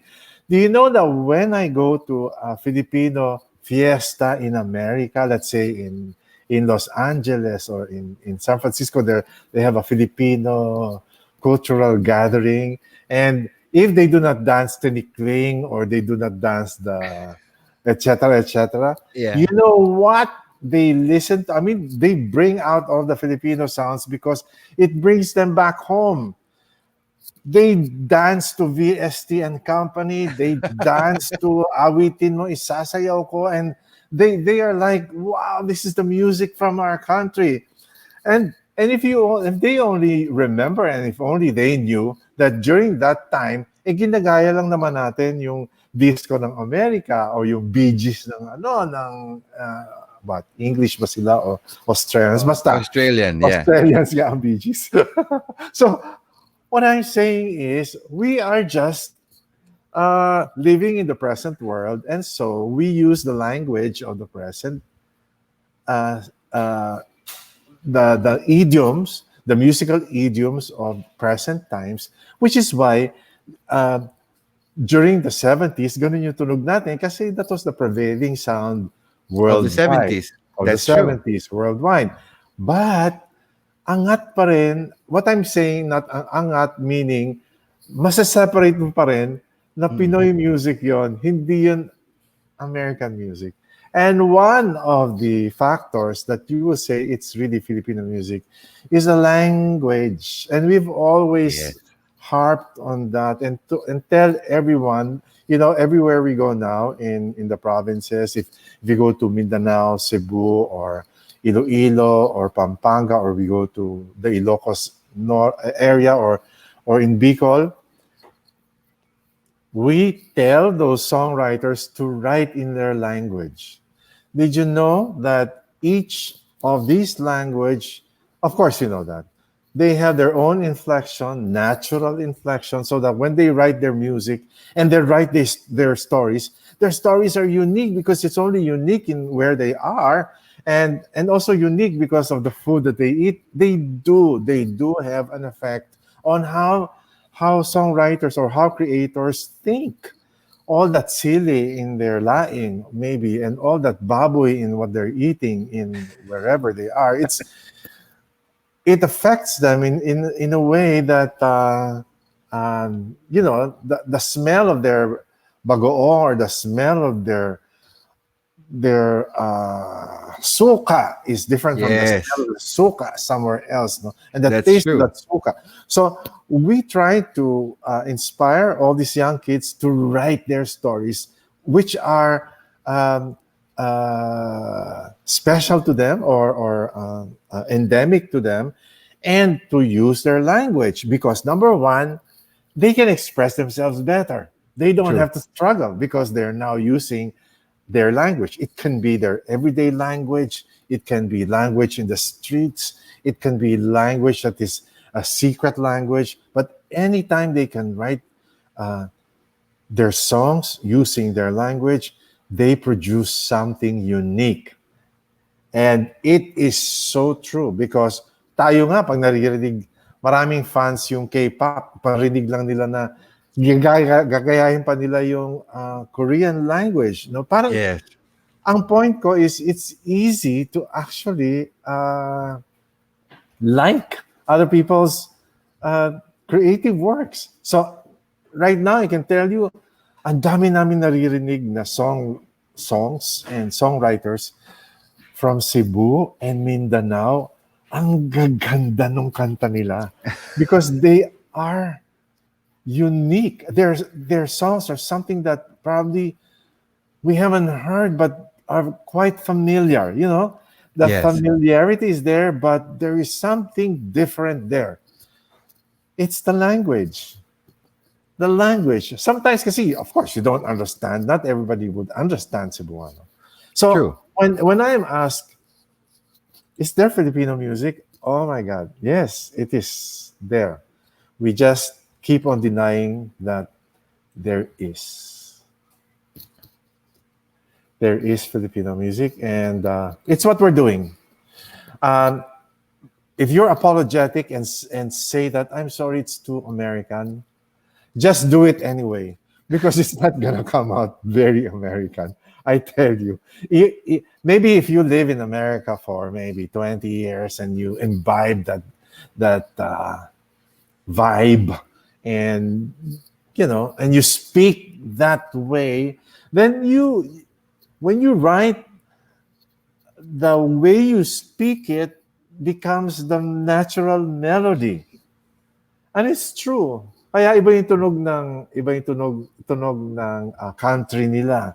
Because Mm-mm. when they speak, iba yung daloy ng English ng Oh, mga rednecks and all the southern states. Iba yung tunog nila doon sa Valley Girls. No? Ay, naman, iba correct, eh. correct. Yeah, Which is everything is turned into music, and it comes from the inflection of the speech patterns. And ganun. Kaya iba yung kahit na anong pilitin nung Bisaya na magtagalog, kung hindi siya masyadong magaling magtagalog, na iba yung labas ng Tagalog niya. Which is why it's so nice for me to listen to Visayan in the way they talk it. And I yeah, will tell you, Jamie, I will tell you something that is quite exciting because suddenly all the local young composers discover that they can express themselves in popular contemporary music using their language and not sounding cultural. Kasi when you yes, say Cebuano song, ang alam mo agad is usahay nakadanggo ako. Parang feeling mo, if you're coming from Manila, ang dating lagi is ay so provincial, ay it's so cultural. Wow, you should hear their songs now in so many, many, many ways. Parang feeling mo, ay, ang layo na nila. Ang layo na nila sa Manila. Iba na yung tunog nila. In a way, parang sasabihin mo, being so local in where they are, they have yeah, developed something there. And that's a big, big treasure that not so many people are seeing because so many people in Manila feel that, probinsya yan eh. So, Probinsyano. Nako, No, it's beautiful. I would love to explore more music from all Yes, over our country. not only all over the country, did you know that for so many years, at tayo kami, parati namin sinasabi, ay, ang pangit ng music ng mga Indonesians, ang pangit ng music ng Thai, ang pangit ng music ng Malaysians, ang layo sa music natin, advanced, very American. Yung mga Thai, ba't ganun ang music na? Yung mga Taiwanese, ba't ganun yung music? Yung mga Koreans, ba't ganun ang music? Eh, yung Chinese lalo, ba't ganun ang music nila? Ang pangit. Hello? Ang layo na nila. Sila nang isasabi, pag ganun yung music ng Pilipino, ang pangit. Well, I think you did give so many points in terms of what is Filipino music, and that is really not only our language, right? Because I mean, we use what you said. What you did mention is that we use the musical language of the era that is Yeah, prevalent. Like in the 70s, we sound the 70s. In the 80s, we even the instrumentation sound the 80s. It's right. our language and it's our stories. Now, I have another good question here from our offshore music label, which I suspect is really Eli Buendia asking this question. Can you take us through your process, Mr. C? For example, how does one come up with a classic like Tuwing Umuulan? Is it the same as coming up with a classical piece? Or is your process completely different in writing one piece or the other? I'm smiling. I'm so widely smiling because if that's Ellie, there's another one who's a great songwriter, and he talks to me lengthily. He's so bata. I mean bata. I'm talking about Paolo Guico of Ben and Ben. Di ba, Mm. they're twins, Ben and Ben, Paolo and Ben and Miguel Benjamin. He talks to me and says, "Sir, how come you write classic the way you write your classic stuff?" Alam mo, gusto ko silang batukan. Oh my God. Anyone who asks me this and has written Filipino music, my God, you have written classic music already. When your songs become nationally known and people are singing your songs, mind you, they become classic in a shorter period of time. In a shorter period of time. Like when Ben and Ben asked me, how do you write so that we can write naman songs that become classics? Gusto ko siya talagang batukan. Sabi ko gano'n, classic na yung kanta nyo. Hindi nyo ba alam yun? Classic na. I mean, I'm already talking right now and it already sounds like this is a classic. And it's just off the effing oven. Kakalabas lang. Alam mo na, eto ang ano. Yun ang, well, I love them. Well, if it was Ellie who asked, I love him and I love Ben and Ben and I love all those Filipino composers who have churned out beautiful music. Louis Ocampo, Willie Yes. Cruz, George Canseco, Benny Saturno, Odette Casada, Cecil Azarcon, even the new ones like sila Junji Marcelo, sila Trina Bellamide, sila Jonathan Manalo, sila Doji Simon. I'll list down all their names. Wow, their songs have turned classic. And the only ingredient, if it's an ingredient, and the only qualification to make it classic is when actually everybody sings it. Mm. It True. really becomes classic. And I will tell you why I'm so inget with, like, let's say, high school classes, batches of the late 70s going to the 80s. Because when they get together in their parties, their 20th anniversary, 30th anniversary, you know what they sing together? They sing OPM. They sing, let's say, those who graduated in the 90s, the mid 90s, etc., they sing Yeah. Eraserhead songs. And that's how Yes. they bond. They bond together, singing all those beautiful songs that remind them of their youth, their college, their high school. The same thing when Apple was there. They remember the songs, they sing the Correct. songs when they get together. And the Basil Valdez songs, and even the Rico Puno songs, when they Yes. get together, yung batch na yon, yung let's say batch 77, 78, pag nagkasama-sama sila at nagkainuman na, kakantahin nila sa bawat araw ang pag-ibig Mhm. ko sa iyo. And everybody sings and everybody remembers their high school and college. Kami, well, my batch was 1970. When we get together, we sing Fifth Dimension. We sing some Beatles.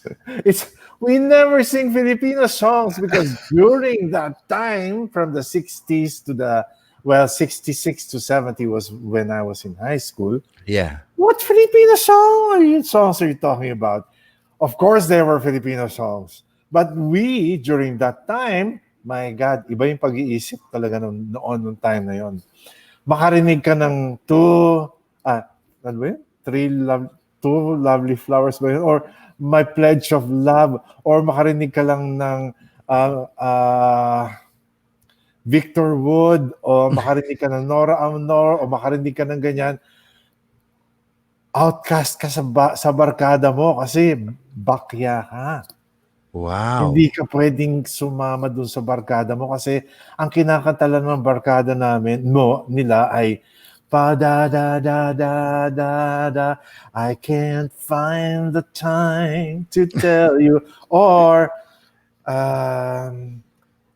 in the first day of the journey, America. yeah, Horse with no name. Horse with No Name, or Crosby, Stills, Nash and Young, or all these songs. Imagine if you sing My Pledge of Love Cannot Be Broken. O, huwag ka sumama sa amin, hindi yan kinakanta sa amin. Hindi yan cool. Hindi yan cool. Hindi yan cool. So now, I'm so naiinggit because in the later years, when batches get together, they sing Filipino songs. Hindi ba? Ang sarap. Ang sarap. I mean, well, it was not my time, but Well, people get together and sing your songs, Mr. C. I so just I'm wanna. sorry. Yeah, I'm sorry. If I go back to that question, how do you make a classic? How do you? The answer is How do you compose? Like when you sit down at your piano, and you're composing, like whether it be a pop song or a classical piece, or even when you're composing for musical theater or an opera or the ballet. I mean, I can't even begin to fathom how you sit down to compose a ballet. How do you start? What are your first steps? Do you have any rituals that you have to do? okay. Actually, there are no rituals. You just have to prepare. Jamie, this is how I work. When I'm tasked to do a piece of music, of course, the first thing I have to understand is what is the music for? Why am I writing that piece of music? Hmm. So there are many reasons. Maybe Basil will call me and say, Ryan, can you write me a new song for my forthcoming album? So when somebody tells me I'm doing a CD, then I know what I'm gonna write because the end goal is it's a song for a CD release. So it's what you're saying. You're asking me for a commercial song. Nakaintindihan tayo doon, commercial song. Let's say Okay. a movie producer calls me and says, Ryan, can you write a theme song for this movie? Writing for a theme song for a movie is different from writing a song for commercial release. Somebody calls me and says, Ryan, we're doing a new musical. Can you come and sit with us? This is the storyline, etc., etc. Ito yung libretto, ito yung lyrics. Writing for theater is so different from writing for commercial music or for movie or for television or for ballet. So writing music is different in different genres. So you first establish, this is how I do it. I establish first, what is the end goal? You want a hit song? Sige, I'll sit down with piano, conjure songs that I think might connect with more people, Okay. because that's what commercial music is. You're trying to connect with more people. Now, it depends on the artist. If the artist is a niche artist, then he will say, no, I want something that you think is yours. Okay, sige, klaro, alam ko na yung gagawin ko kasi binigyan na ako ng parameters. No? Ganun Mm-mm. naman talaga yan. And then, let's say, somebody asks me, Mr. C, can you write song for children's television? Ganyan. That's how Sinescuela came. And Yes. Hiraya Manawari. All I needed was, okay, give me your copy or give me your lyrics so that I know I know what to do. So now I know what to do. So let's say first, I have the copy or I have the lyrics. So what do I do with the lyrics? I read the lyrics. Of course, I understand first what it's all about, and then I read the lyrics, and then say it out loud, and then I read it like I'm just reading it and speaking it, because they're words. You have to Yes. speak the words. And so you have, let's say you have one line, next line, second, third line, etc. And sometimes, Jamie, those words are written down. So because the way the writer writes it is because he has a certain rhythm that's coming out of his head, Yes. and he writes it and he mouths it, and then he thinks, oh, this sounds good. Like, for example, I'm reading this. Can you take us through the process, Mr. C? Oh, meron na siyang rhythm niya. Can Mm. you take us through the process, Mr. C? I mean, it's not so natural. I can say, can you take us through the process, Mr. C? Yan. Di ba? Still, it sounds like, can you take us through the process, Mr. C? You see. Meron na siyang May rhythm. melody, may May rhythm tapos melody na siya. may melody lumalabas. Exactly. So that's how I do it. The first melody that comes to my mind, I experiment and see if it's going to work in the next line. Can you take us through the process, Mr. C? For example, how does one come up with a classic like tuwing umuulan? Is the same as coming up, something like that. So I'm just reading it now, and I'm Yes. assigning already a certain rhythm, and it depends also on the way the question was written. It's like out. It's like out of curiosity or asking. So Mhm. it's I can make it playful, or if it's serious. Can you take us through the process, Mr. C? Parang, wow. Still, you have and then Yeah. of course, that's all major. What if the one asking feels like, can you take us through the process, Mr. C? Can you take us through the process, Mr. Mr. C? C. It's minor now, but Wow. you have assigned a different set of rhythm and a set of motifs. That's how I work. I work with how those notes work against the lyrics.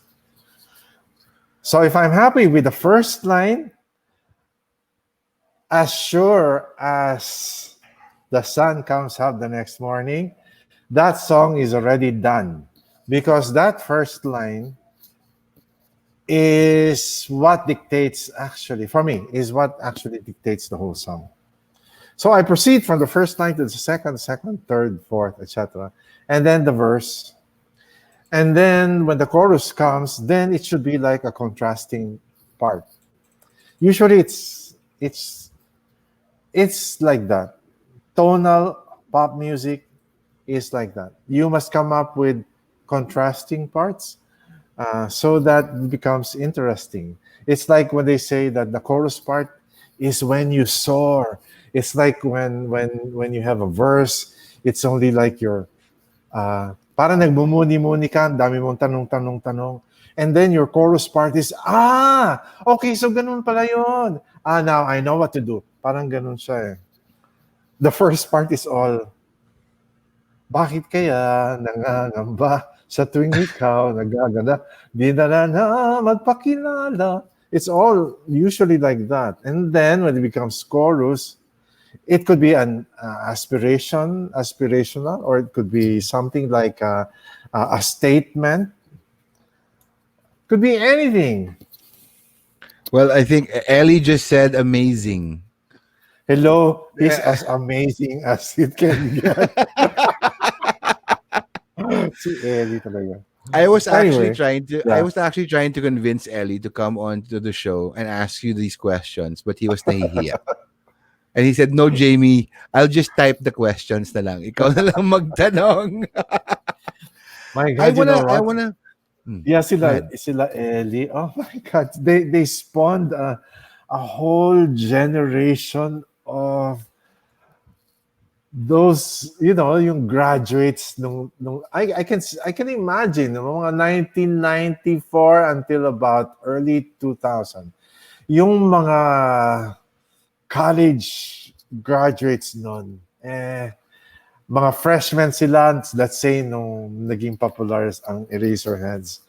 Ang ganda eh. I really like all these stories about these young guys um, going out into the world and exploring and creating things that they didn't have any idea that puputok. Yes. Ganda. I really like that story. Anyway, Jane, you were gonna ask I me think something. because I've been listening to a lot of your music, and of course that's part of my research, and it's very specific sitting down and listening to it. And I've actually found myself in tears because when I've encountered your music, there's the sheer pleasure of listening to your music or having to learn some of your music that I've had to sing in an event or in theater. And then thanks to Boyet season, Yeah, he Boyet. actually si Boyet, si Tito Boyet, or Yeah, actually Kuya, he doesn't like me calling him Tito because he's not that much older than I am. He actually pointed me towards your album, and you've mentioned this kanina, yung Roots to Roots album. yeah, And I was like, I had never heard it before because I'm listening to all the Haji Alejandro songs and all that music. And when he pointed me towards the direction of the Roots to Roots album, yung opening pa lang, this is the volume 2, no? yeah, The yeah. Roots to Roots, Pinoy Jazz volume 2. Yung opening number lang, yung Sit Sit Sit Alibangbang, Tan, tan, just tan, tan, tan. Yeah. just blows me away because it's got everything. It's so thematic. It's got that melody there, right? Which we're all familiar with, but you just took it to places that just blew. I've been listening. It's now my alarm tone when I wake up because it just gives me such a good day.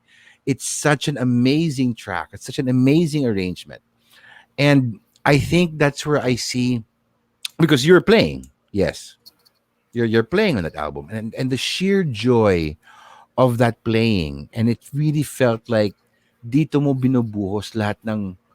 You're not writing a song for somebody else. You're actually playing this because you wanna play this. You're enjoying playing this. The two standout tracks for me is Sit Sit Sit and Telebong. Telebong is just I have that on loop. What made you do this album? No, I just arrived from a 6 month tour with the Ambivalent Crowd. We did 3 months in Australia, 1 month in Hong Kong, a month in Bangkok, and a month in Singapore. And then I arrived in Manila in 77. And Gem Records was newly established, it was in full swing. And Jim Paredes goes to me and says, Ryan, can you do a jazz album. Of course, deep within me, I said, "Well, I'm not a jazz musician. Siguro jazz lang, but siguro jazz lang.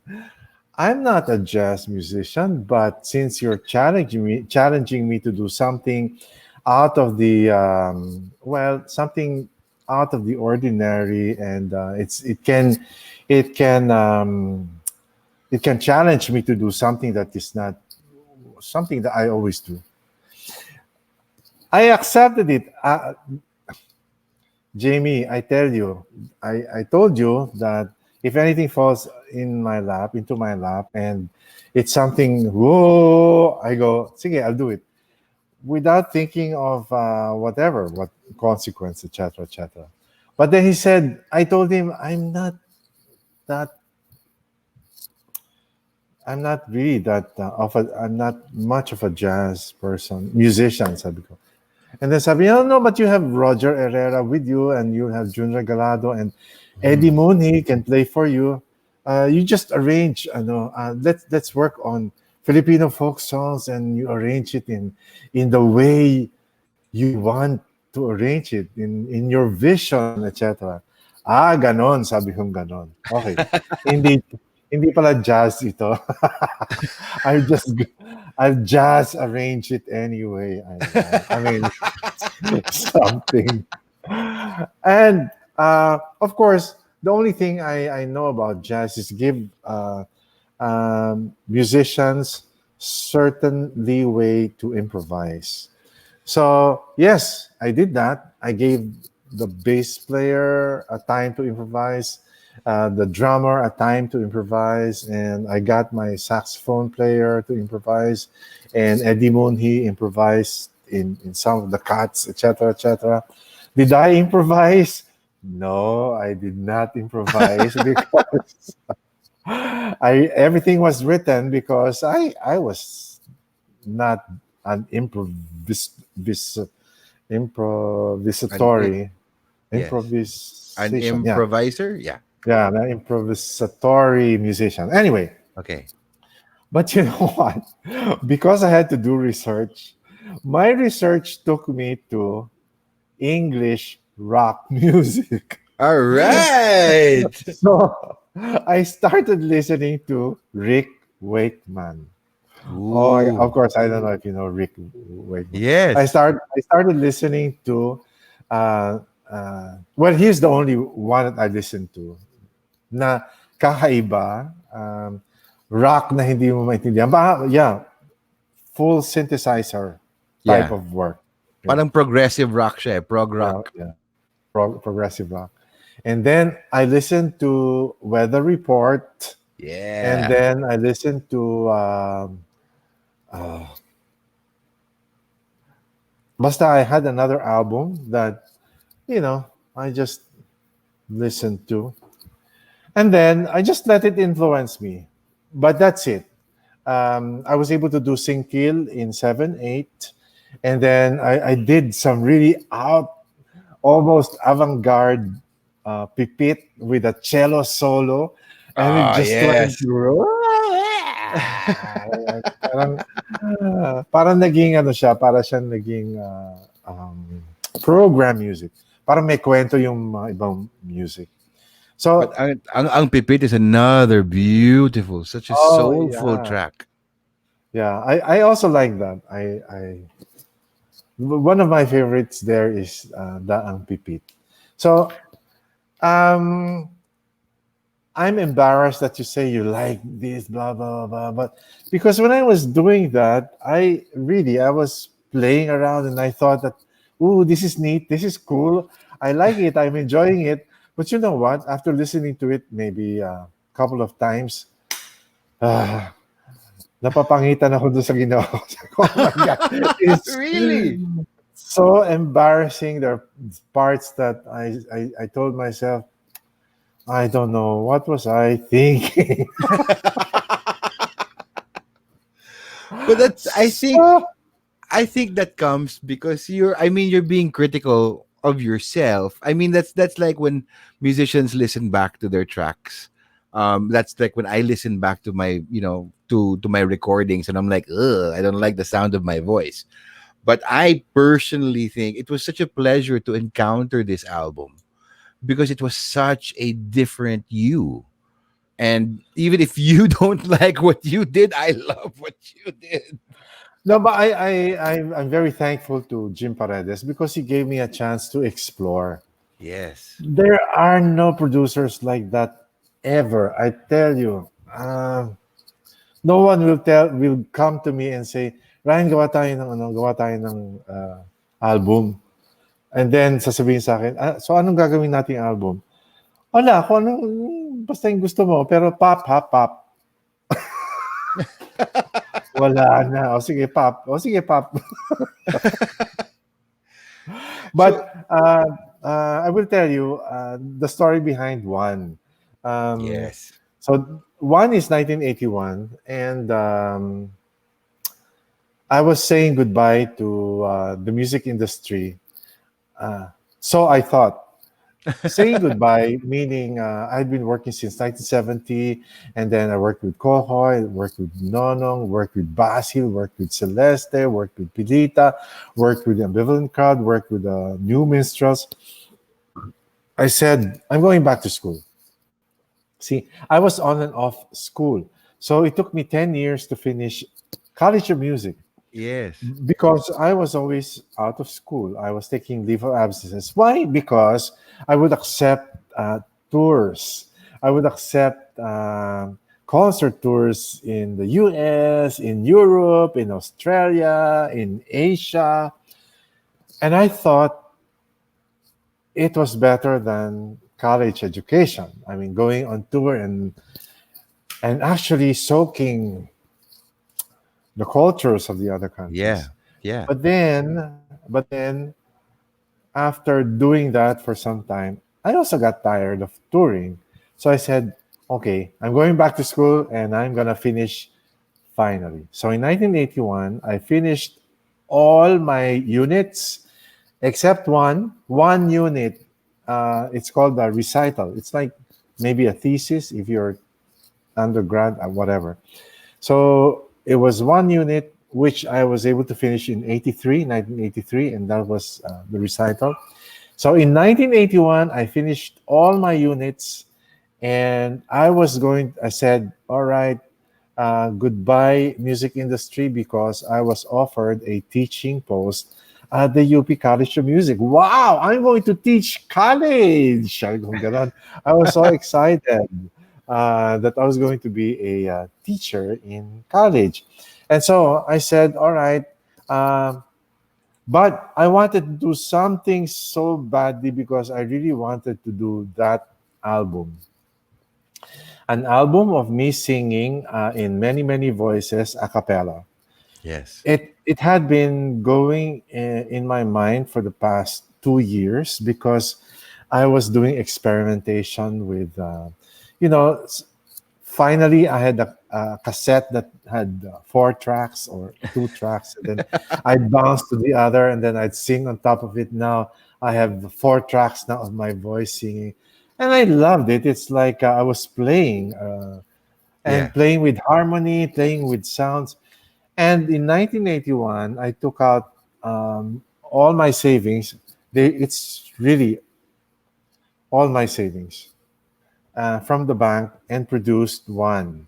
And I said I didn't spend so much because I was the only one singing, and I didn't pay for arrangers because I arranged it myself, and I only paid for rights of the song and for the recording studio and for the cover, jacket, etc., etc. Yes. And that's it. I came up with one and I plunged into work as a teacher at the UP College of Music. That is the story behind one. And the next year in the recording awards, it was given a special award, special record award, because it couldn't compete with any commercial recording.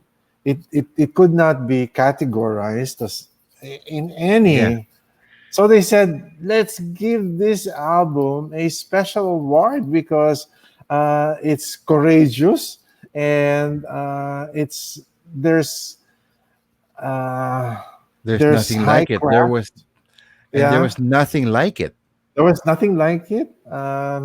It was something different, and so every time somebody comes to me and I always admonish them, tell them, the only way to wade through all these muck is to be different. Because if you're just like everybody else, you're trying to sound like somebody else. You're trying to record music just like someone else's music. How will you have your own identity? You have to think of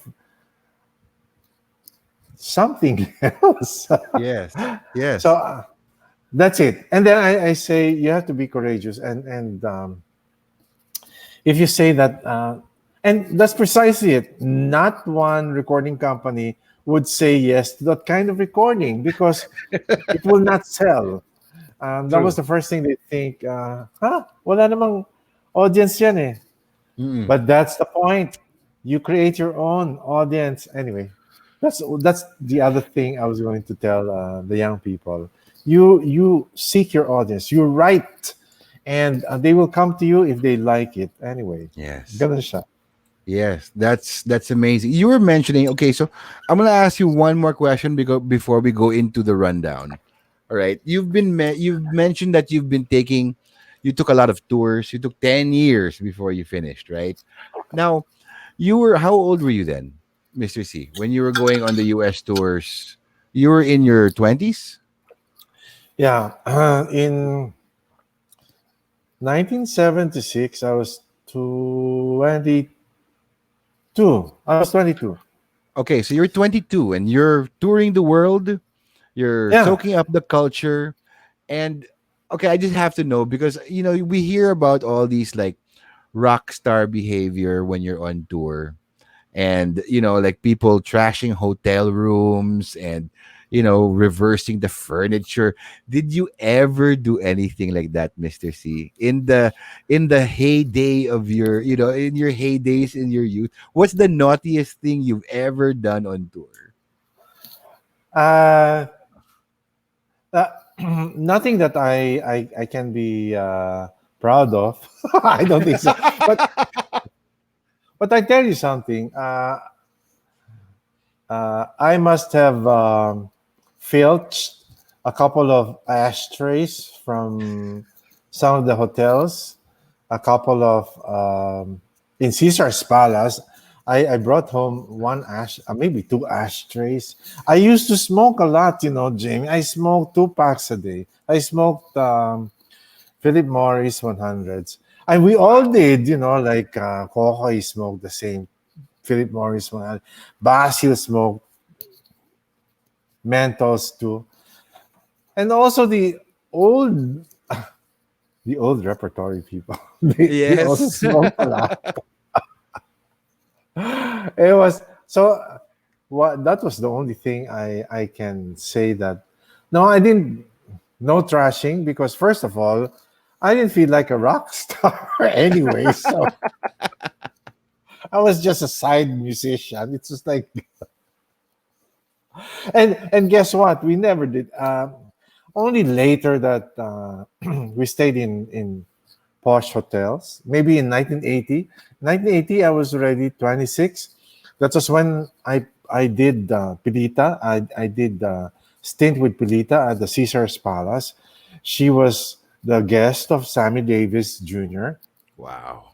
and I conducted the Caesar's Palace Orchestra. Um, there, I was 26 years old, and that's when we Amazing. stayed at the posh hotel. Otherwise, Jamie, if we go on tour, we don't stay in hotels. We stay in Filipino producers' homes.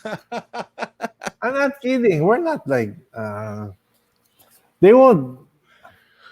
Well, maybe later, nung medyo nagkaroon na ng konting siguro stature, Uh-uh. but we never stayed in hotels. We stayed in the basement of the houses of the producers. Sometimes Sometimes we're four in one room. Uh, but it was fun. I'll never trade it with anything else because the experience, the camaraderie, the companions the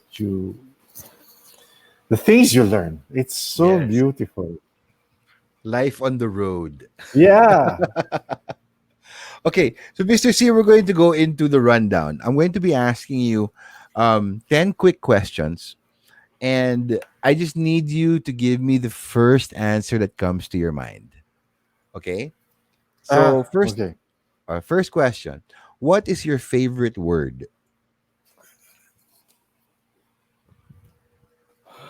Uh, this is new. Um, I mean, the word is kind of new to me, but I keep on saying it.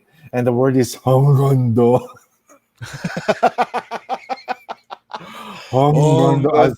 Hongondo.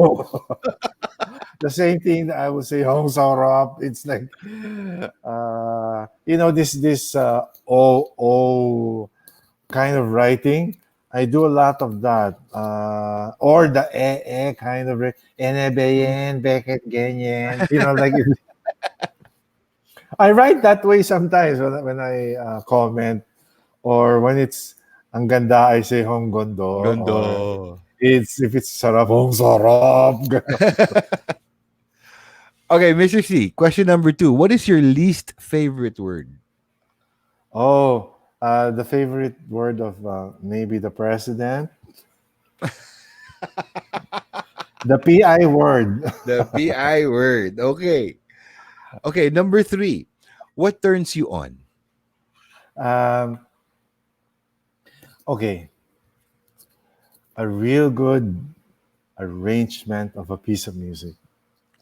And usually, when I hear uh, an arrangement, Gerard Salonga arrangement, I go, wow, ang ganda.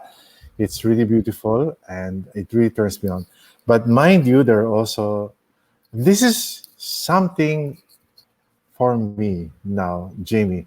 There's so many new and young music arrangers that I just heard for the first time and I go, wow, saan galing itong mga to, ang gagaling. It's the same thing in theater.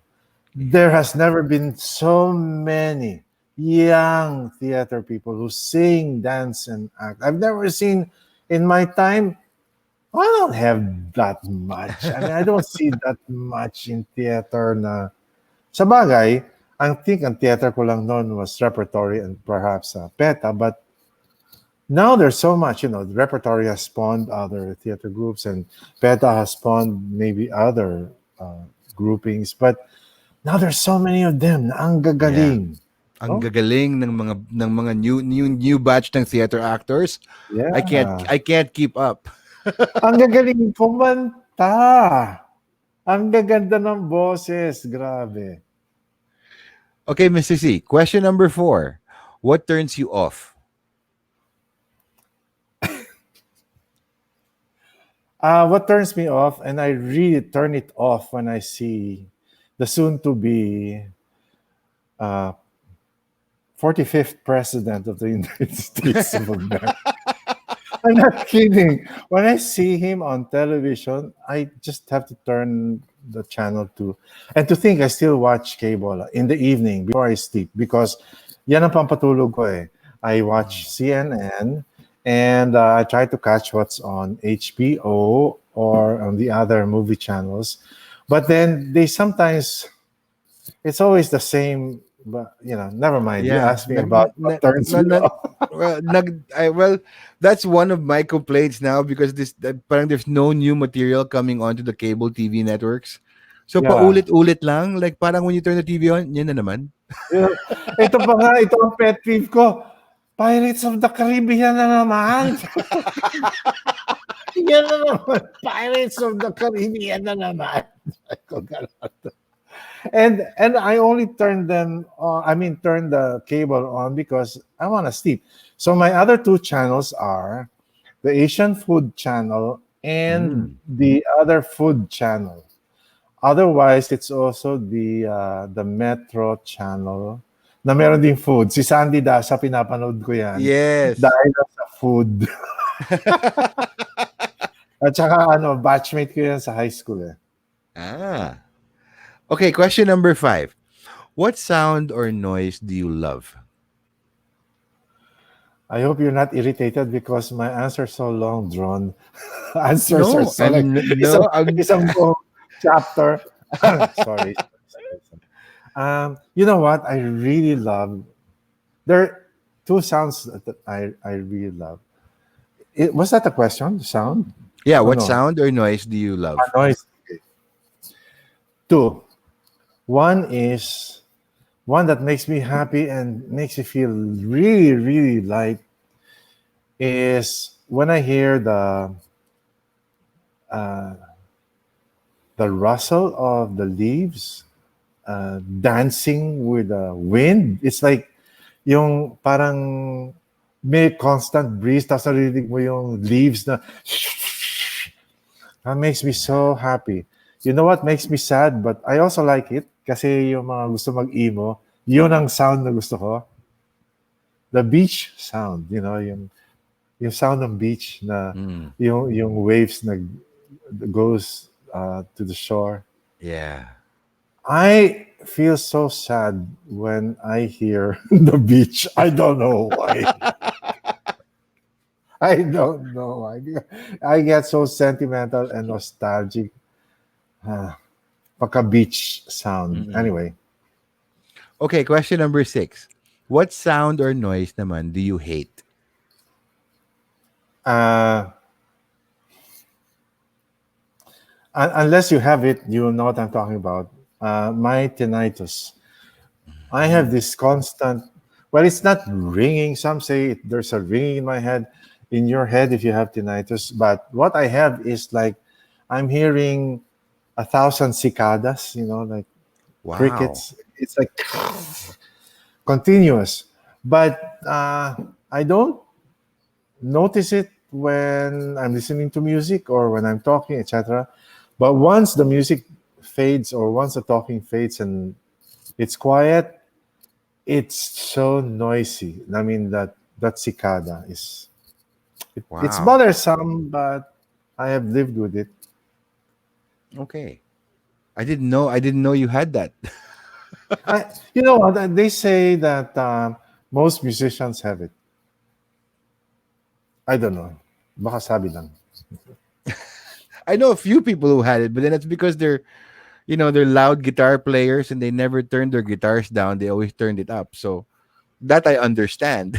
When they have the ringing in their ears, it's because their guitars are all the way up to 10 or 11 pa nga on the amp Right, in right. the rock bands. Okay, next question, Mrs. C. What is your favorite curse word? Shit. Siyet.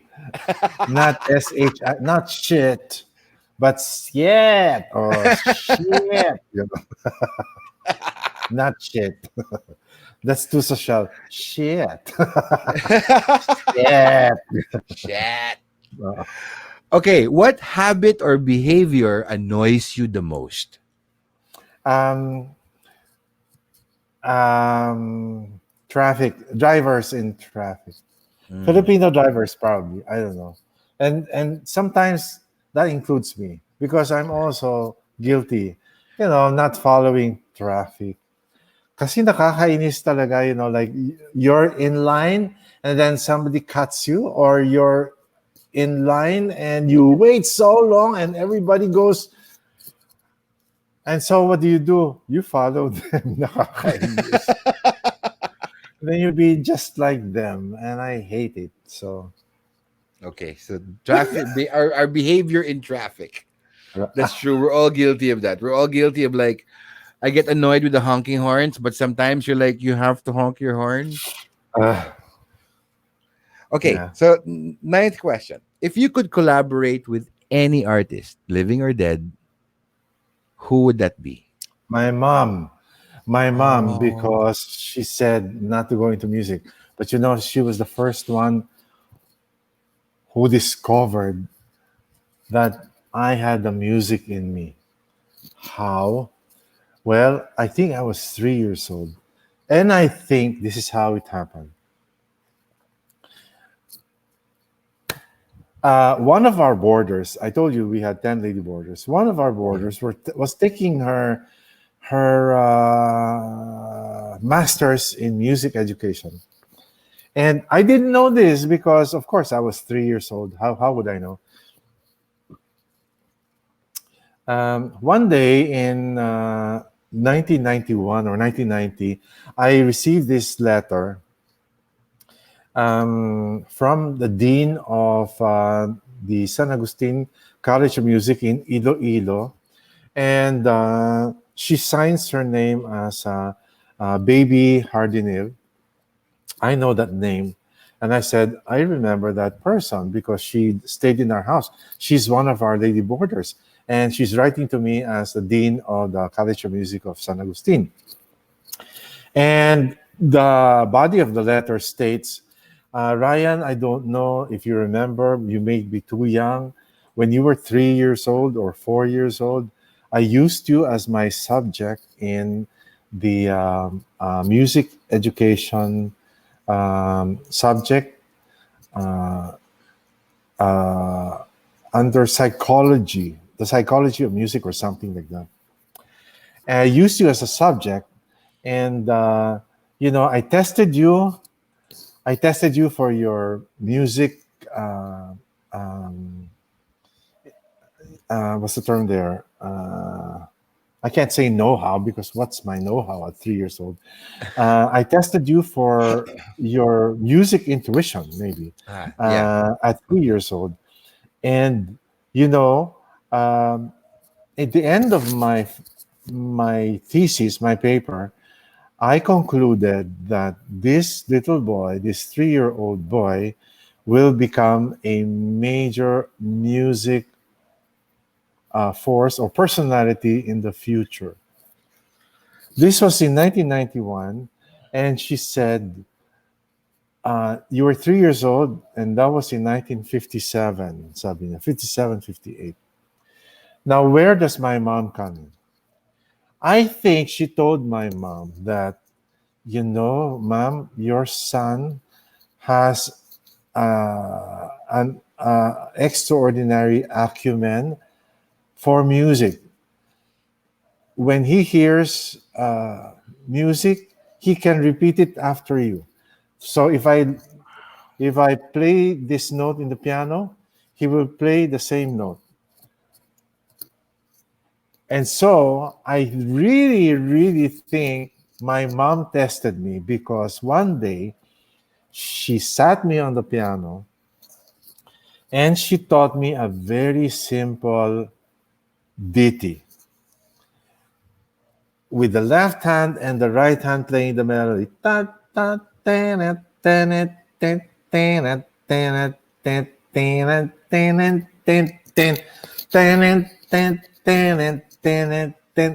And I remember the entire experience. And I can still play the piano that she taught me when I was about 4 years old. Wow. Now, that's why I said maybe I'd like to collaborate with my mom. But this is the fantastic story after. A year ago,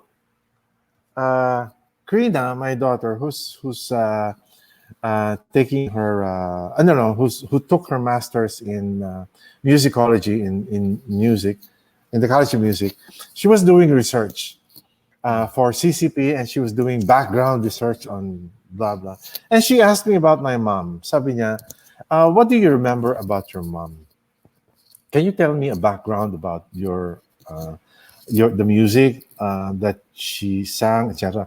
Of course, I told her that she sang opera, blah blah blah, and then I told her that my relationship with my mom. The only thing I remember is she taught me this song, and then I sang. I remember the lyrics. It's me gustan todas, me gustan todas. That's the only thing I can remember. Me gustan todas. And then you know what? While I was telling that story, Krina was already researching. She was in the Google. She was googling "me gustan todas," And you know what, Jamie? All these years, I thought my mom just created it out of nowhere. Or maybe it was like a song, an old Spanish song that she heard, and then she just taught me the music. And then Karina turns her laptop around. Is this the song? I was flabbergasted. I don't know if that's the correct term. You know who was singing? And thank God for Google and thank God for all this content available. It was the song of Dean Martin with three girls in the back. They're singing, Me gustan todas, me gustan todas. My God, my mom taught me my first pop song at 4 years old, and I didn't know because all these years I knew it was only opera, art song, Yeah. kundiman. Tapos ayun pala, tinuruan niya ako ng isang pop song. So, Wow. That's amazing. amazing because it is her apo who discovered for me because all these 65 years I thought that was just like one of those songs from long ago or maybe a song that my mom created. Ayun pala, it was a very popular song and the singer was Dean Martin. Ah, ang ganda ng Amazing. kwento. Ang Amazing ganda. talaga. Ang ganda ng connect, nag-full circle. I know, I know. Oh, thank God for Karina. Karina rocks. Karina Yeah, rocks. She's amazing. amazing talaga. Okay, last Whew. question. Well, Yes. question number 10, because I have one Yeah. more after this. When you get to heaven, what If I do, no, I'm sure you will, Mr. C. I have tried to dig up chismis on you, and all I didn't get anything because everybody's like, are "Oh you my god, kidding? he's wonderful. He's amazing." That's all I was trying to dig up chismis on you. But anyway, Okay. when you get to heaven, which is a long long long time pa from now, okay? But when you get to heaven, what would you want God to say to you? Well, um, I want him to say, okay, Raimundo Cipriano, that's my name, Raimundo Cipriano. Buhanti Cayabyab. I admonish you to return to earth and continue what you're doing because you're doing okay. So just continue what you're doing, okay? That's what I hope he would tell me. And then I come in a different form. I'll be, I don't know. That's a good one though. You go back to earth and continue. Tuloy ka lang, tuloy. Tuloy mo lang yung ginagawa mo. Masaya. Okay, one for the road. Yes, One yes, last yes. question for the road. What words, although you have given us so much words of wisdom and advice, but what would you give? What words of wisdom or advice would you give to any artist just starting out in music?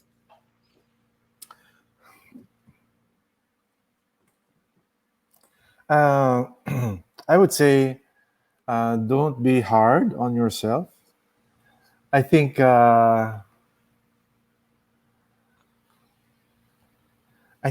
you should develop your sense of adventure because adventure is where it's gonna take you to places where probably not no one has ever gone.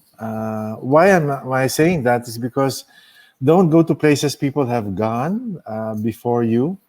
Um, be adventurous, and while you're young, create a lot of mistakes, a lot of noise, because you can always stand up, you can always recuperate, you can always clear all those mistakes. Besides, you learn from all those mistakes. I mean, you've heard that adage before. You learn from mistakes. Sure, do the mistakes now because you cannot afford to have mistakes when you're about 50 or 60. That's going to be stupid. If by about 60 years old, you're still making the same mistakes, okay, that's probably the only thing I can tell them. Make the mistakes now. I don't want to focus on the mistakes. I'm just saying have a very adventurous spirit. Um, Soak in whatever you can learn from life. And I think the most important thing is try to be aware at an early age what you are good at. Mm. Why? Because if it takes you a lifetime looking for what you are good at, talo na yung, talo ka, talo ka. Talo ka kasi you're still seeking yourself. But Yes. then I'm not saying talo ka. I'm just saying that, well, that's your life. Your life is you've been seeking yourself for all your life. Why not? So that's how I am. I'm very liberal. I'm very adventurous, and I also live with what comes. And I don't. I'm not like everybody who thinks that uh, you have to create something about you so that para mapansin ka. It's not about that. It's about you creating something that you really like and you don't care if mapansin ka or hindi because that's not the whole point. The whole point is you finding yourself and you finding what you're good at. Because if you know as early as you can, if you find out what you're good at, then all you need to do is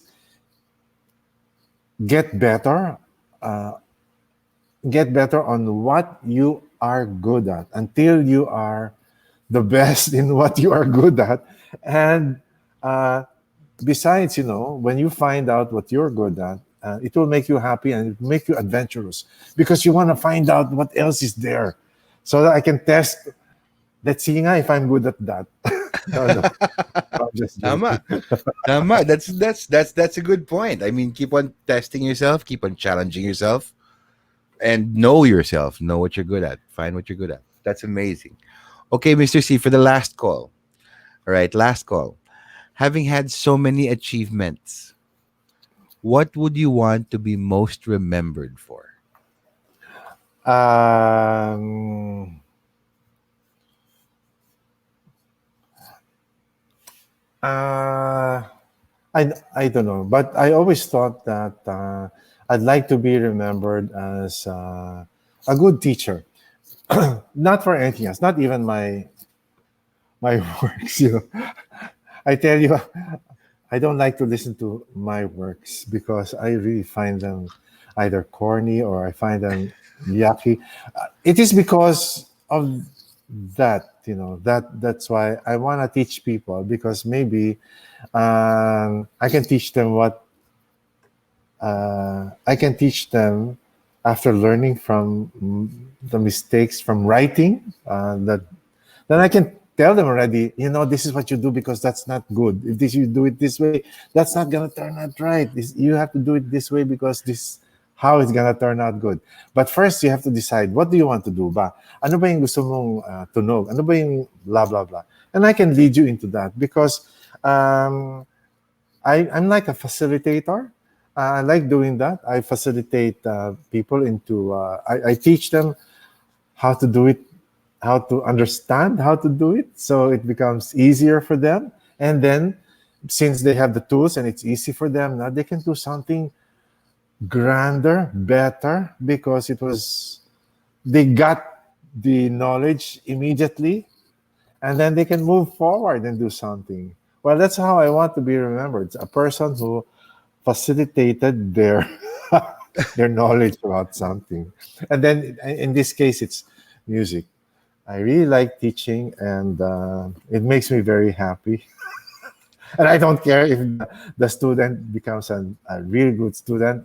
I'm glad if he becomes somebody like Gerard Salonga because wow, ang layo ng inabot, something like that. I'm so happy and I'm so proud because I was able to tell him, no, I think you should do this, blah blah blah blah blah. But then it's really up to the person, Jamie. It's the individual's resolve. It's the individual's call. It's the individual's decision to do what he or she wants to do with her life. Eventually, ganun siya. Diba? All right. Yeah. Yeah. That's it's in our hands, but with amazing teachers like you and with amazing artists like you paving the way, I am very confident in the future of Filipino music.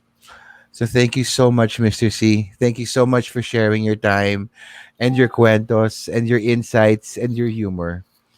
Thank you so much for saying yes to be on the show. Oh, my last word is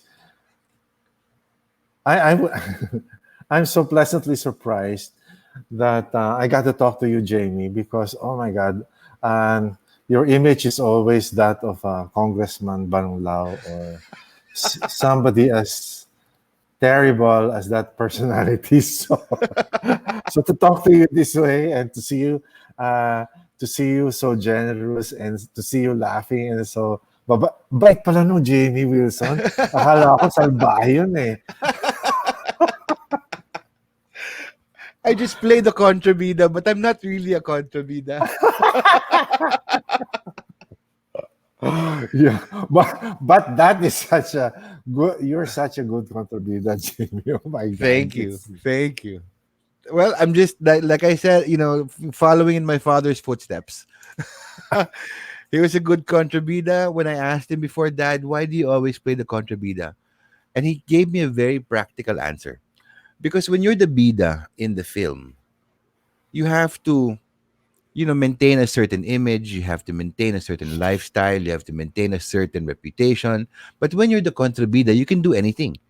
Even when they kill you at the end of the film, in the next film, you're back. Because they always need a good bida, always needs a good contrabida. And I'm like, that's word of advice. and Jamie. There will always be work for contravidas. Yes. All right. Thank you so much, Mr. Thank you very C. much. Thank you. Thank you. And all my love to you. And thank you so much for saying yes. And I just wish you all the best in the world. Thank Cheers. you very much. Cheers, Mr. C. Cheers. Walang laman. Well, Good night. Yeah. I need to thank your sponsors. Thank you for this. I got Yes. this. Maraming salamat. Uh, I want to thank Nino. Thank you, Nino. I got this. I Yeah, that's got really good coffee. this is gonna last me a month. It's a Gada dark Yeah. coffee.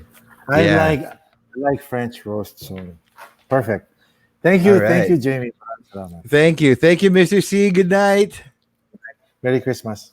Merry Christmas.